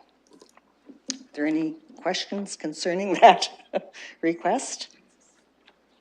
So I'll just go to staff to comment on so there was a request from the Community Safety and Crime Prevention Advisory Committee to provide civic administration, provide support as Neighborhood Watch transitions to whatever they will transition into with new funding organizations, new community partners, whatever. Specifically was mentioned a letter on from the city or a letter on city letterhead to other organizations speaking in support of Neighborhood Watch as a program. And then also you mentioned a meeting with London Police and perhaps either a meeting with London Police or again, because as an advisory committee, we have to put our requests through you. So it would be to either meet with London Police or request that they offer written support. Because I know when we're doing our safety audits and a lot of the other programs that we do, one of the big bonuses is offering a Neighborhood Watch program to communities. And the police seem to be highly in favor of also suggesting that. As of the last couple of safety audits, we've had to say no, because at this point there is not a board of directors and there's not an executive director. But they really do push that in that it really assists a small community, and especially the communities that we're doing the safety walks in. So it's just looking for the partnerships, and if the letters have to come out from the city, then we would welcome that. so you need our direction to participate in a meeting with London Police. Is this something you would want or request members of city staff to attend this meeting as well, or would it just be members of Community Safety and Crime Prevention Advisory Committee? Well, perhaps someone from the clerk's office to even take minutes so that we can keep the whole committee informed and anyone else that is of interest. I'm probably looking at maybe 2 hours of staff time into January or February to assist with the transition program if we can get it up and running. So, Ms. Norman, you also mentioned funding for 2019, and I would like to direct that question specifically to staff as well, to see what the situation is with the funding. Through the chair, the funding is with Neighbourhood Watch London. That's who the contract is with. We have not been informed that they are officially dissolved. Until that occurs, then our intention is to continue to fund the organization. If they do inform us, then the funding returns to the city. So if the organization is officially dissolved, then the funding would return to the city? Madam Chair, there may be an instance where Neighbourhood Watch might approach the city with a partner in terms of a transition, and we have had that experience with another organization in the past, and we're very willing to work through the logistics of that discussion around the funding. But there's a very clear relationship that's defined by the contract, and we need to work through steps very, very carefully on that. So committee, there's some very clear asks coming from this advisory committee. There may be details that will have to be worked with staff. My belief on this is perhaps this one item should be referred to staff to work with the advisory committee on these things. I'll leave that in your hands. I'll see where the discussion goes, and if somebody wants to move that in that direction, I will certainly entertain a motion there.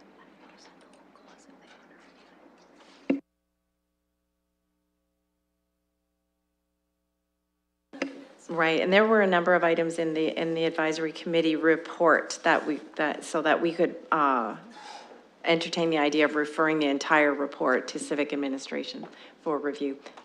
But I invite committee to discuss away. And if you have questions for Ms. Norman or staff, Councillor Sully? Thank you, Madam Chair. So the one concern I have is under point I, the third bulletin, it says the following bullets be added under the mandate, requiring London Police Services liaison on community safety and crime prevention issues and initiatives. We don't have the ability to require London Police Service to do anything, as it would be the board or the operations. So I'm just not sure what authority we would have as this council to do that part. I could be wrong, but that's just how I'm reading it.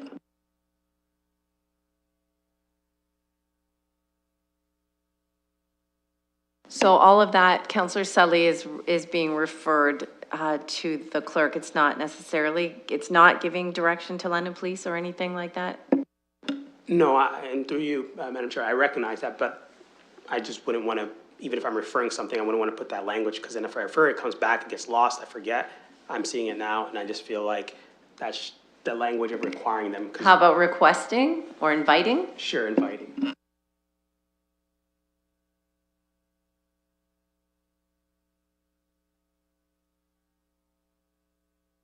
And I noted, Ms. Norman, that throughout this report, there were a number of invitations. So I remember you attended the last committee meeting. So that's, thank you very much for including that wording.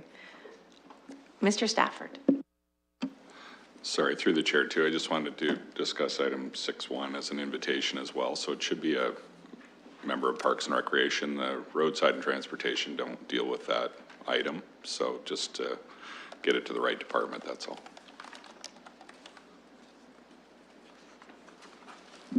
Six point one.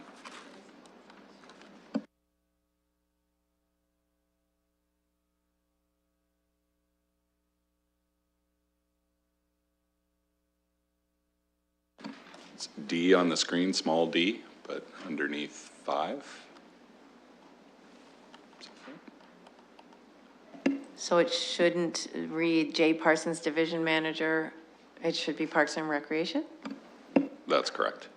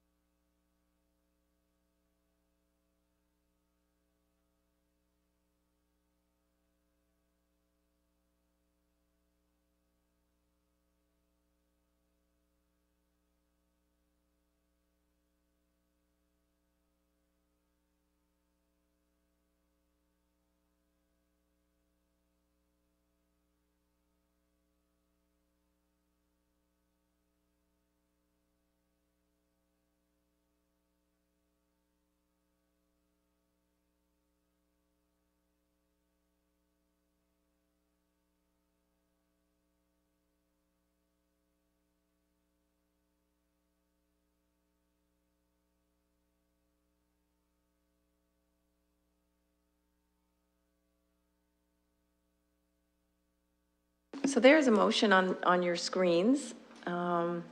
If somebody would like to move that, or if somebody would like to head in a different direction.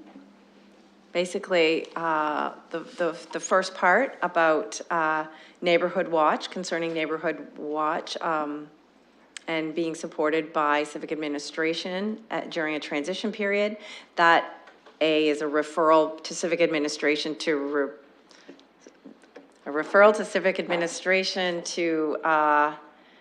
report back to this committee on how that might happen or if that can happen. Do you have Ms. Livingston? I apologize, Madam Chair. I'm actually confused about what that means, because I understood from the presentation that there was an ask of assistance through the clerk's office to support some letter writing and arrangements of meetings. Is that the intent of the transition plan discussion, or is it something else? I'm just seeking clarification.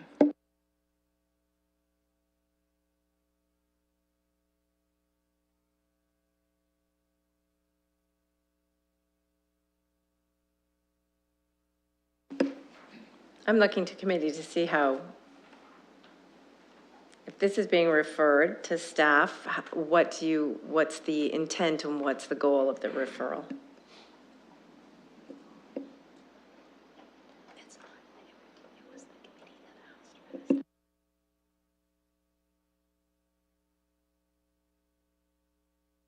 So this is a request that's coming through the Community Safety and Crime Prevention Advisory Committee's report. They would like some support through civic administration. Ms. Livingston?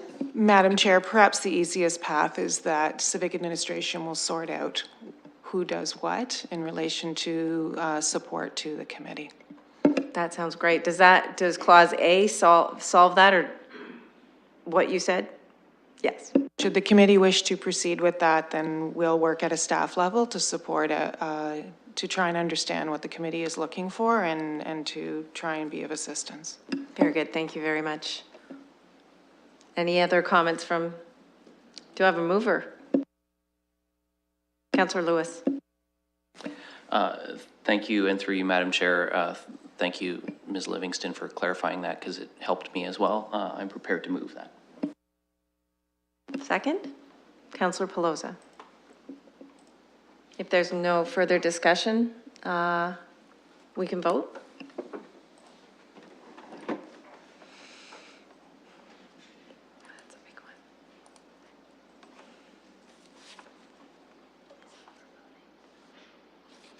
one. Deputy Mayor Helmer?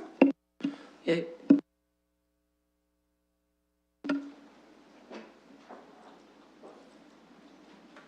Closing the vote, the motion carries 6-0. Thanks, Ms. Norman. Thank you. Okay. On to item 3.3. We have a delegation from the Accessibility Advisory Committee, and Ms. Madden, welcome. And Mr. Menard. Turn this on. So I just want to introduce myself. I'm Jackie Madden, and this is Jay Menard. I'm chair of the Accessibility Advisory Committee. And we're here today we had a presentation recently from the Community Diversity and Inclusion Strategy that we had some concerns about, and so we thought we'd bring it forward here. First off, we commend the work that has been done in developing this strategy and wholeheartedly agree with the findings on it and the work that needs to be done. The strategy, I don't know if everyone's familiar with it, but it identified 5 priorities to work on. And the 4th one, and I'm going to read it, says remove accessibility barriers to services, information, and spaces. And within this, and the plan is to develop 5 working groups. And the working group is to champion the guide and implementation and monitoring of the priorities identified.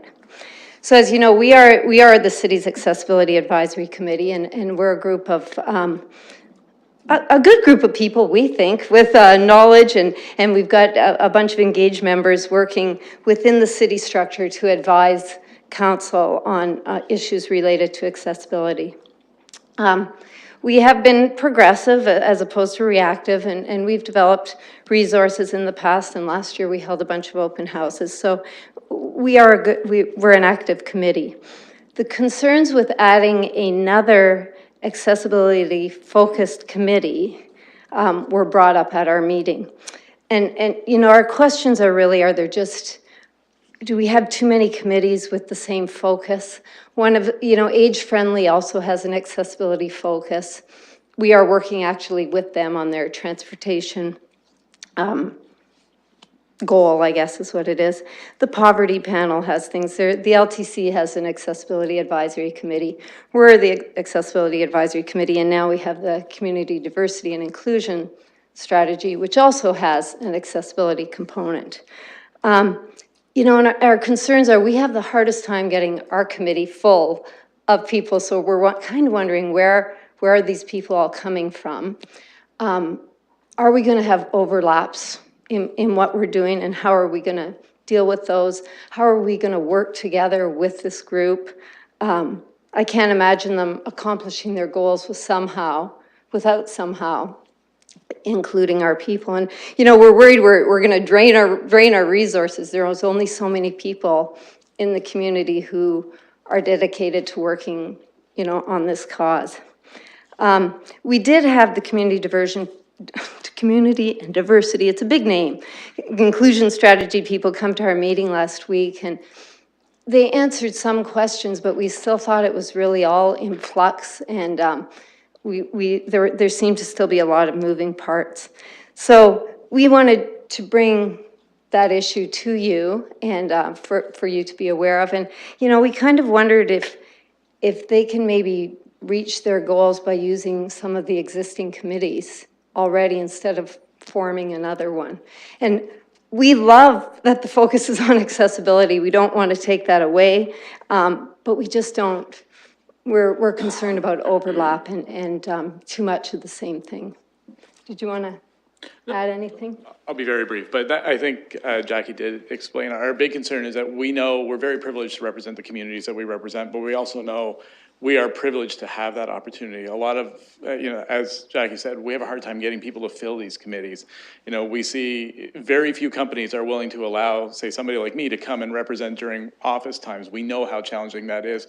So we'd rather consolidate resources and efforts and make sure that we're making the best possible use of the advisory committees that we have when we look at Age Friendly, working together with them to represent those universal concepts of inclusivity and accessibility. So that's, you know, we're not against what the committee's trying to do. We want to make sure that's painfully clear, but we just want to make sure that the resourcing is appropriate and that we are using the existing structures that are in place to help support that. Okay, thank you. Thanks very much. Thanks for coming. Committee, Councillor Sally. Oh, sorry. No problem. Through you, Madam Chair, I know I think when we were talking about the strategy plan, when it came up and we were asking about the champions last time here at committee, that's why one of the reasons why I voted against that, but committee made a decision, a recommendation, and it passed that council because I share the concerns that they raised here today. So, and I did, I guess, want to ask through you to staff. So, I guess what can we do at this stage? Because I think it's all in motion now. Is that not my understanding? Like they were seeking new diversity chairs or champion chairs. If I'm sorry, excuse me, can't think of the right title. And I guess then my question to the advisory committee is, what would you like us to do once I guess she answers that question, if through the chair. Thank you. And through the chair, we brought forward a report, as you reference, on October 10th to this committee, and it had a recommendation from the Community Diversity and Inclusion Strategy Committee, a steering committee that proposed an implementation plan. So part of that was that there are terms of reference that includes that chairs for each of the 5 working group and aligned with each of the priorities of the CDIS plan. So the recommendation from council was to proceed with that implementation plan. We have not gone out yet, just given the timing with the municipal election and other things to recruit. The intent was that it is a broad call to the community and it's open to anyone who is interested. And as per the direction of council, that there was the addition of clause with regards to when that recruitment occurs and the selection of the chairs, that when individuals self-identify with one of the priorities that they'd like to work on, that those individuals with a priority would self-select their chair. So names may come forward, but it would be the ultimate decision of the folks at the working committee that would make that selection. And just to add, we anticipate that starting in the new year. And through the chair, so how would, so based on what the advisory committee is raising as a concern right now, so essentially they would have to, as individuals, just apply themselves and hope that they would maybe get that opportunity. I know that the council, I didn't support the recommendation, but the council, or sorry, this committee and council had made it that the chairs would each get $5,000 for their compensation as well. So how do they, I guess, $2,000, apologies. So how do they, I guess, so essentially, unless council reverses its decision, there's really no other way for them to be involved unless they are just chosen through the new process, correct? Thank you, and through the chair, there is a recommendation that was included as part of the terms of reference that there would be representation from ACAC and also from the Diversity, Inclusion, and Anti-Oppression Advisory Committee at that leadership table structure. And I think I would note that, again, this is something that is in the early stages, and I think there is opportunity as we look at how this may be implemented to certainly address the concerns around overlap and perhaps the draw on resources, et cetera. And I'm happy to bring that back to the CDIS steering committee and to work with the advisory committee on that matter. Madam Chair, my last comment or question would be to hear from the advisory committee, are they now satisfied? Because it seems as if once the CDIS folks came to meet with them, there was still concerns. But based on what we heard here from today from staff, is there something specifically they want this committee to do? Just because I know they're here before us to raise a concern, but what would they like us to do, I guess is my question. If I may, thank you very much. This was very much the same conversation we had at our committee meeting as well. We appreciate the remuneration is not an issue for us. That's not anything we're looking at specifically. Our concern more is yes, accessibility advisory members can apply to be on these committees, but that is now another additional expectation that there will be people attending meetings and being able to do this. And as we've outlined, it's very challenging to get people to fill even quorum on certain meetings that we have now, not to mention work-related obligations and then other organizational and charitable endeavors that we're doing and subcommittee work that we do on our own time as well. Our concern more is it's still creating sort of a duplication of effort. We don't know how necessarily those priorities that are going to be defined are going to align and from whence they're going to come. Jackie did mention that we did the open houses, so we are very much in terms of getting grassroots support and trying to be very bottom up in our presentation.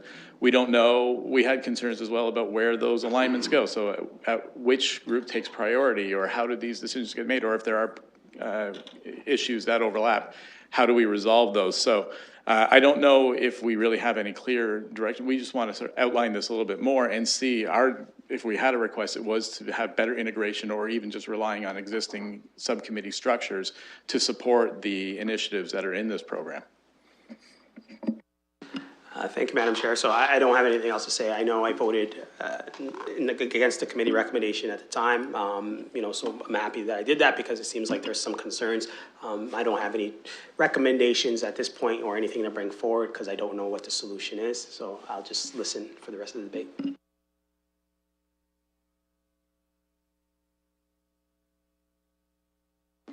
So I have a question to you, Ms. Wilcox. Are there any members, so it was quite a broad community approach. It was very similar to what we did with the poverty panel. The community came out to a number of events and their input was used to create this strategy with a set of recommendations. Again, very similar to the poverty panel approach. Throughout that process, were there members from the Accessibility Advisory Committee that were involved during the creation of the strategy itself? Through the chair, so you are correct that there were, when this process was launched, there were 200 champions that came together and through a series of meetings developed the strategy. So it is a community strategy. I believe there were that the development of the strategy sort of predates me in this role. However, I do believe, based on the list of folks who participated, that there are some who were part of the committee as well. Councillor Lewis. Thank you, and through you to staff, Madam Chair. I guess in follow-up to that question, through this community consultation and the development of the plan, were members of the community provided information about the existing structures and committees that we have in place? Because like the members who presented to us, I have concerns about overlap. I know that I actually attended an ACAC meeting back in November to talk about consulting them around zoning and variances for Committee of Adjustment so that they could be connected there, because we didn't want to reinvent the wheel. We wanted to use the expertise that was already available to us. So were members during the development of this plan, the citizens involved, were they made aware of the existing structures within City Hall? Thank you for the question. Through you, Madam Chair. It is my understanding that there were regular updates provided throughout the process to the advisory committees, and that the champions, again, it was intended to be a grassroots discussion of what the priorities were with regards to community diversity and inclusion in London. I would have to come back to you on the answer of if there was specific information discussed with regards to all of the other plans and sort of the scope of what that work looked like.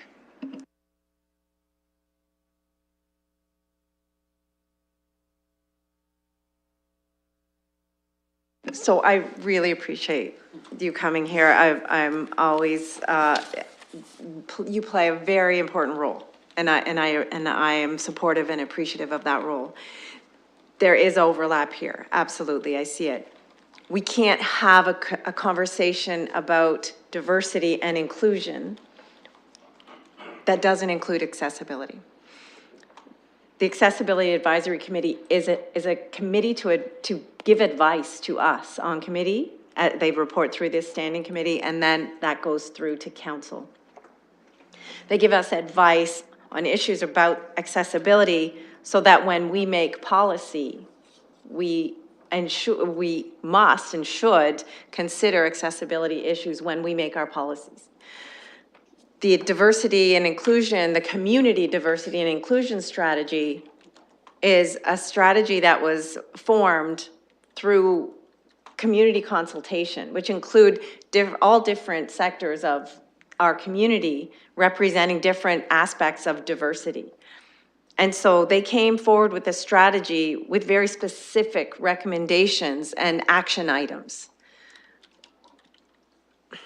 It's difficult to get volunteers, we all know that, for everything. There are so many pressing issues and needs across the city. So we do know that it's finite, the supply of volunteers and active community members providing input. I would like to see that the working tables, the working groups from the diversity and inclusion strategy group work very closely and actively with this committee. It would be a shame to not have this resource, to not use this resource that we have to the highest degree possible. Those are just my comments. Are there any other comments, questions, concerns from committee? So there is no specific, sorry? You're fine?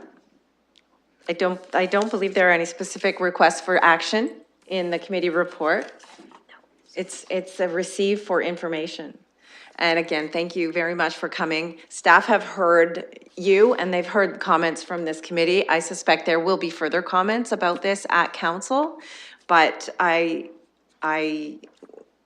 really would strongly suggest to staff that they work as closely with your committee as possible to make sure we want the strategy to work. We want the strategy to benefit Londoners regardless of what aspect of diversity they represent. So thank you very much. And if I could just add, we are thrilled that they're talking about it. Like, we're thrilled that all the things came up that we already know about. Like, so we are thrilled and we're glad there's conversation, and we just want to make sure that we're all working together to accomplish what we can accomplish. Thank you. Thank you. So does somebody want to move receipt of that? Councillor Pelosa is moving that, and Councillor Lewis is seconding that. We can vote. Councillor Lewis has a comment. Go ahead. Sorry, Madam Chair, and again, if this is a rookie mistake, please advise me as such, but I'm thinking that it might be appropriate to not only receive, but add a clause B and refer this also to the governance working group, so that in their review of how we're looking at doing things, this information on concerns about overlap is something that's just flagged for their attention.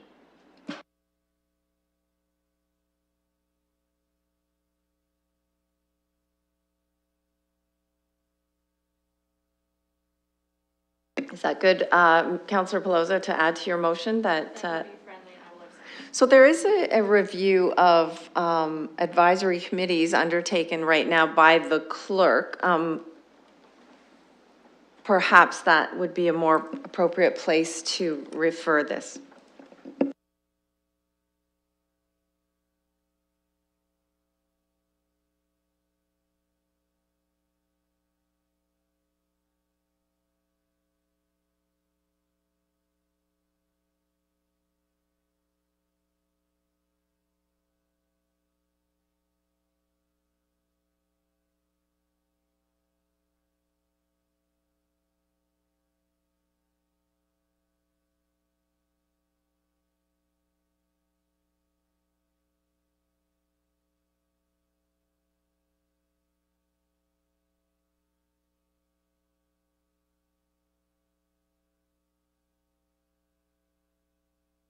Madam Chair, I just see some discussion. I think I might have a suggestion. I think if we just receive the presentation, because there's no clear wording or anything like that, and if a communication from the councillor comes to the working group mentioning this, I think that might be the smoothest and cleanest option for us.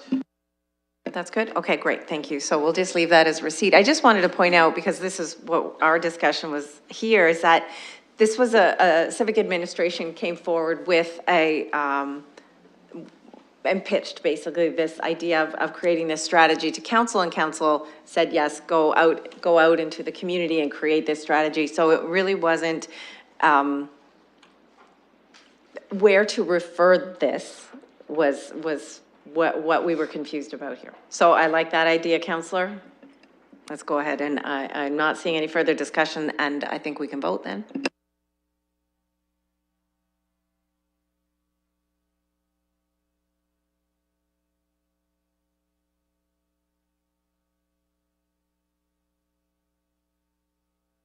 Deputy Mayor Helmer. He has indicated that he's voting yay. I just like saying Deputy Mayor Helmer. It's got a nice ring to it. Closing the vote, the motion carries 6-0.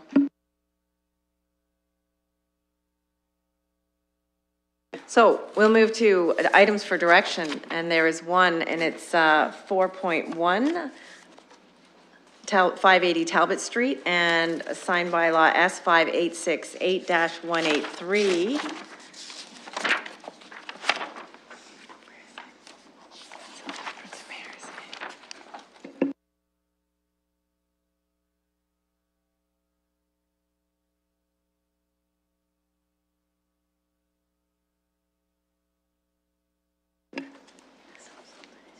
Okay, great. So it's a letter from our former mayor, and Mr. Sultan, I believe, are you going to give us some background information on this? Through the chair, I can. Excuse me. What we're dealing with is, I believe, former Mayor Brown was requesting civic administration to amend the sign bylaw. The sign bylaw 2017 was actually approved by council in May 2017. Within the sign bylaw regulations, we prohibit roof signs. There are some exceptions with respect to a one-story building being Group 4 use that has a sloped roof to it. But other than that exception, they are prohibited throughout the city. That prohibition was also within the previous sign bylaw, the sign and canopy bylaw that the City of London had. And with respect to the request, it would be Civic Administration's recommendation that as opposed to doing a citywide amendment to the sign bylaw, that the property owner or business owner does a site-specific amendment. There are provisions within the bylaw to allow that amendment to occur, and that we would recommend that the request be filed and noted, and that the applicant seek a site-specific amendment to the sign bylaw. Thanks very much. Councillor Sali. Committee, I promise you, I usually do not talk this much. So through you, I did have a question. I know myself and Councillor Helmer early on, we talked about culture and entertainment districts, and I think we mentioned when we look at the sign bylaws and those pieces, do we know if, because we wanted to define an area, right? And I think you're talking about just, and I consider that to still be somewhat just within the entertainment area, right? And I get that that's just this one business, but then next week it could be another business, and I don't want to slow the process down. I feel that in that culture and entertainment district or that greater area, is there, Mr. Acosta already has, it looks like he has an answer, so maybe I'll just be quiet and just let him answer. Through the chair, we have looked at possibility of a different type of signage within those types of districts, and we're comfortable with affording some flexibility in those areas. But these are rooftop signages. They're a little different. They're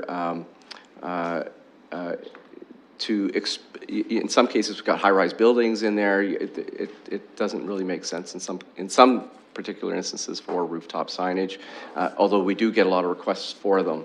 It gets back into that sign pollution and concerns with respect to that.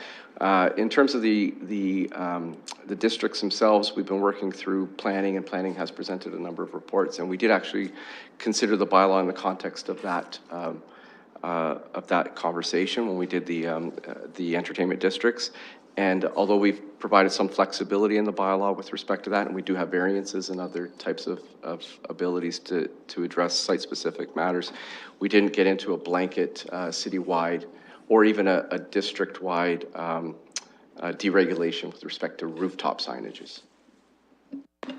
So to the chair, so my perspective is that it should be specific to that core area that we were talking about, so that we don't have these instances. I think you're just going to see more restaurants with this kind of style. I know I see them a lot more in Toronto, and they're popping up, and I don't see it as sign pollution. I think it's welcome business to me. Is there a health and safety reason why the roof is specifically a problem?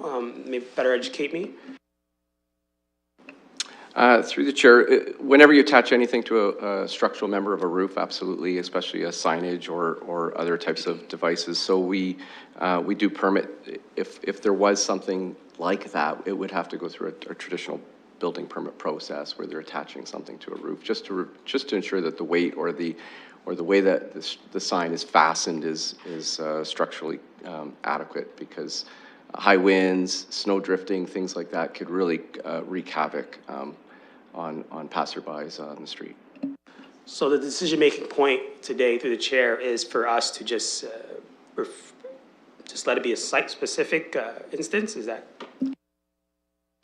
Through the chair, that would be our recommendation to you, is we would deal with these on a site-specific basis. The bylaw itself prohibits them, so the way it would work, my understanding, and we'll have to confer with our legal counsel, is I do have certain authority under the bylaw to grant minor variances. But those are for activities that are actually permitted in the bylaw, where you're varying the bylaw. Where it's an actual prohibited use, what we typically would do is, even though it would be a site-specific process, is we would review the application and likely bring it back to you for adoption. Deputy Mayor Helmer? I'm fine. Councillor Hillier? This sign has been up for a year already. Have there been any complaints lodged against it? And is there a safety issue with the sign the way it's been installed now?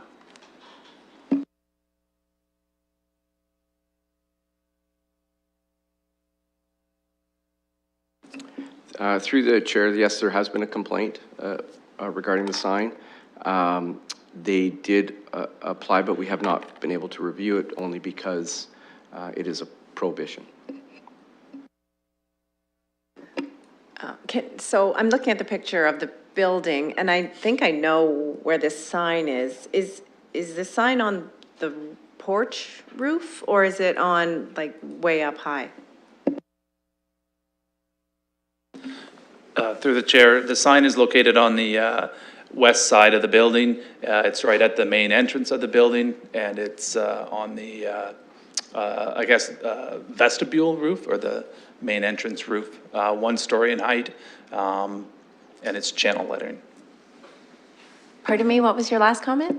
The sign itself is channel letters, so it's not a sign box, it's individual letters that spell out taco. Councillor Sally? Thank you, Madam Chair. Just real quick, is it possible, I know they said staff would want to come back with the exemption and see if we'll endorse it or not.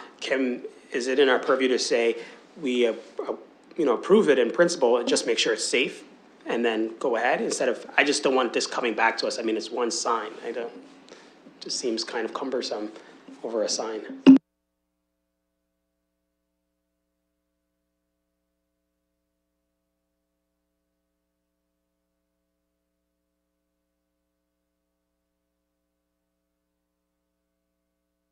If you just bear with us for 1 minute, that's a good question.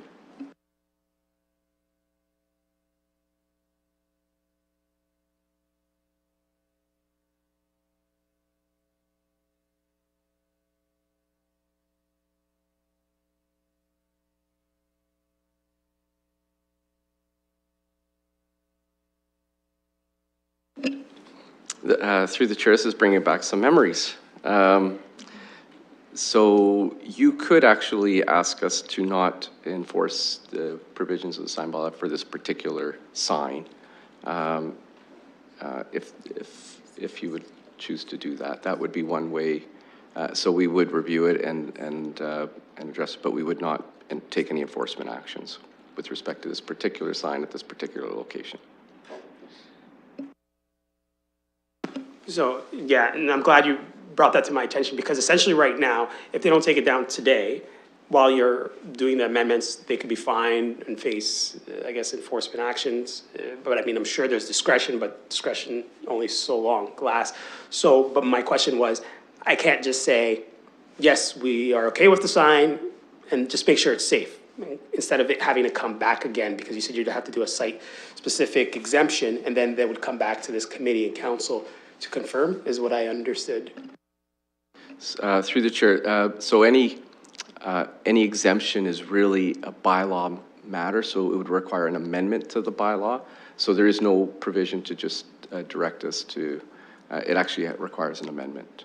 And that's when I was saying that we would report back with a very site-specific amendment to exempt this particular sign from this, on this particular property.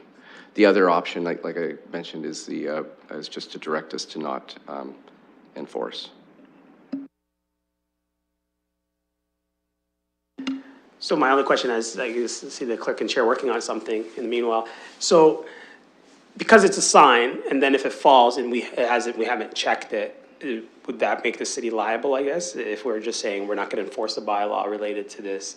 Because that's my only concern is that it's just if it's safe or not. If it's safe, go ahead. But if it's not, then I don't want us to be held responsible in any way. Through the chair, we could still, I believe we do have the information in.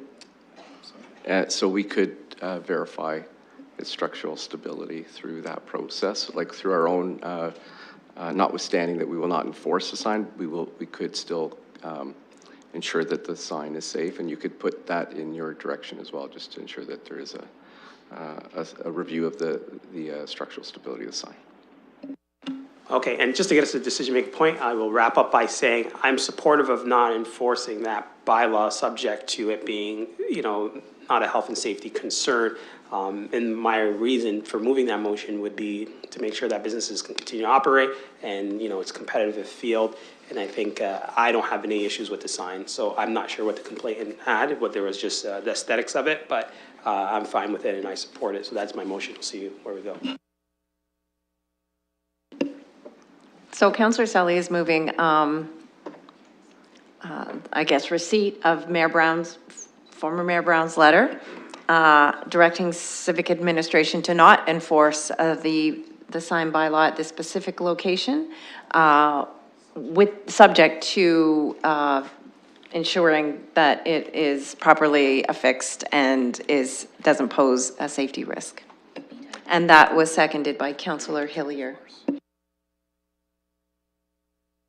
You have a comment as well? Go ahead.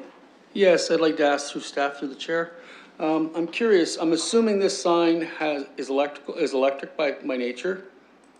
And I'm wondering if the nature of the complaint was because of the brightness of the lights in the evening, and maybe that's coming through someone's windows at night and that's causing the complaint? And was the sign inspected for the electrical? Through the chair, we're not aware if the sign is electrified or not. And if it is, it would require an ESA permit, which would not be the city. But with respect to the illumination, I apologize, we don't know if it is illuminated. Thank you, Madam Chair. And just through you to staff, just a request for future considerations on items of this nature. It's something that we've requested at Committee of Adjustment, and Councillor Pelosa and I were discussing that it would be helpful here too if in future reports a photograph could be provided for us to review when we're talking about something like a sign. Through the chair, absolutely. In any reports that we do, we would. Unfortunately, this was brought as a motion by the outgoing mayor, and so we didn't really have time to prepare a report for you.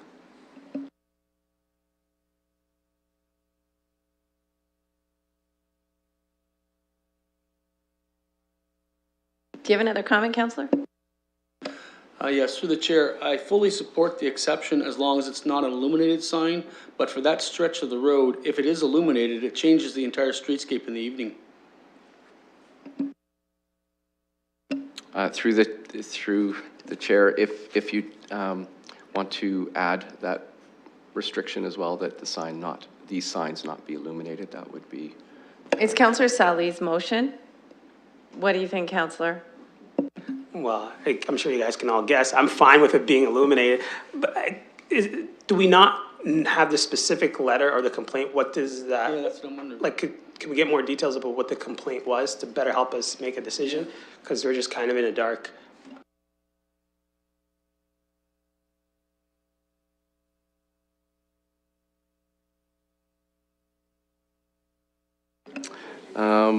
Through the chair, no, we don't have any of the specifics of the complaint. So I can't comment on that. Apologies.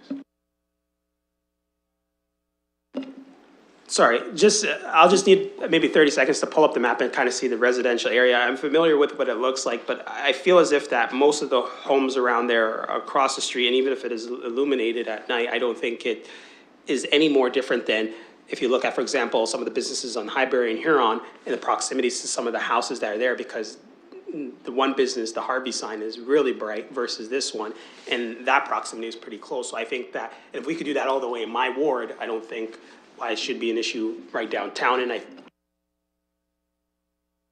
Through the chair, if you want to be more, another way around this is that in addition to the health and safety concerns that Councillor Hillier mentioned, we could also add that the sign be required to meet the illumination standards within the bylaw as well. So if they are eliminated, then we have actual thresholds in terms of illumination.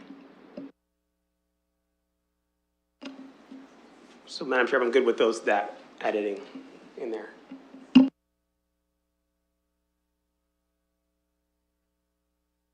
So we're just adding that to the wording. It'll come up. You're seconding, Councillor Hillier? Okay. And in 1 second, you'll see the resolution. Or the motion, I guess. It's not a resolution yet.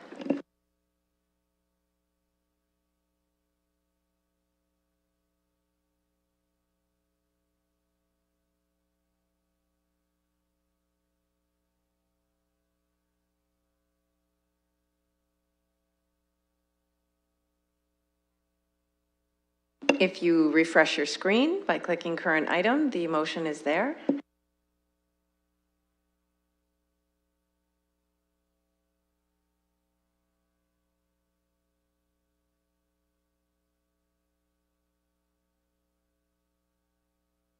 So number 1 is not the motion. Number 2 is the motion.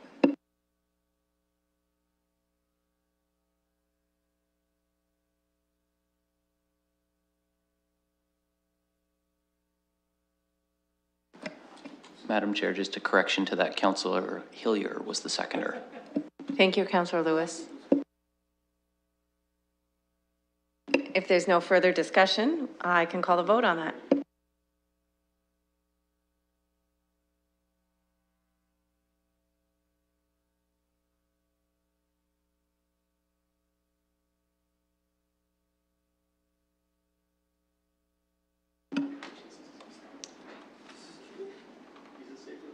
Closing the vote, the motion carries 5-0. Which takes us to deferred matters or additional business. There is the matter of the deferred matters list. If there is no comment or question about any of those items, I'll look for a mover. That's Councillor Sali, seconded by Councillor Pelosa, and I'll call the vote.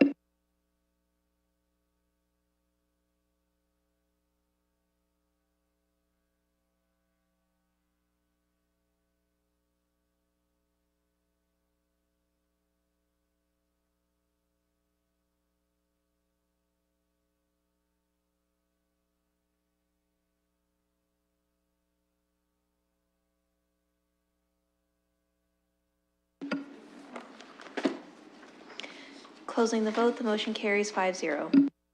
So we're about to go in camera. Before we do that, I just want to say, great job, new committee members. That went really smoothly. Excellent. You guys are fast learners. Thanks to staff for helping make this first meeting go really well. And I'll look for a motion to go in camera. Councillor Sully, seconded by Councillor Lewis. All in favor? Any opposed? None opposed. That carries. So we will go to committee room 3 and we will adjourn from there. So you can log out of this system here if you'd like, and we'll adjourn from the committee room.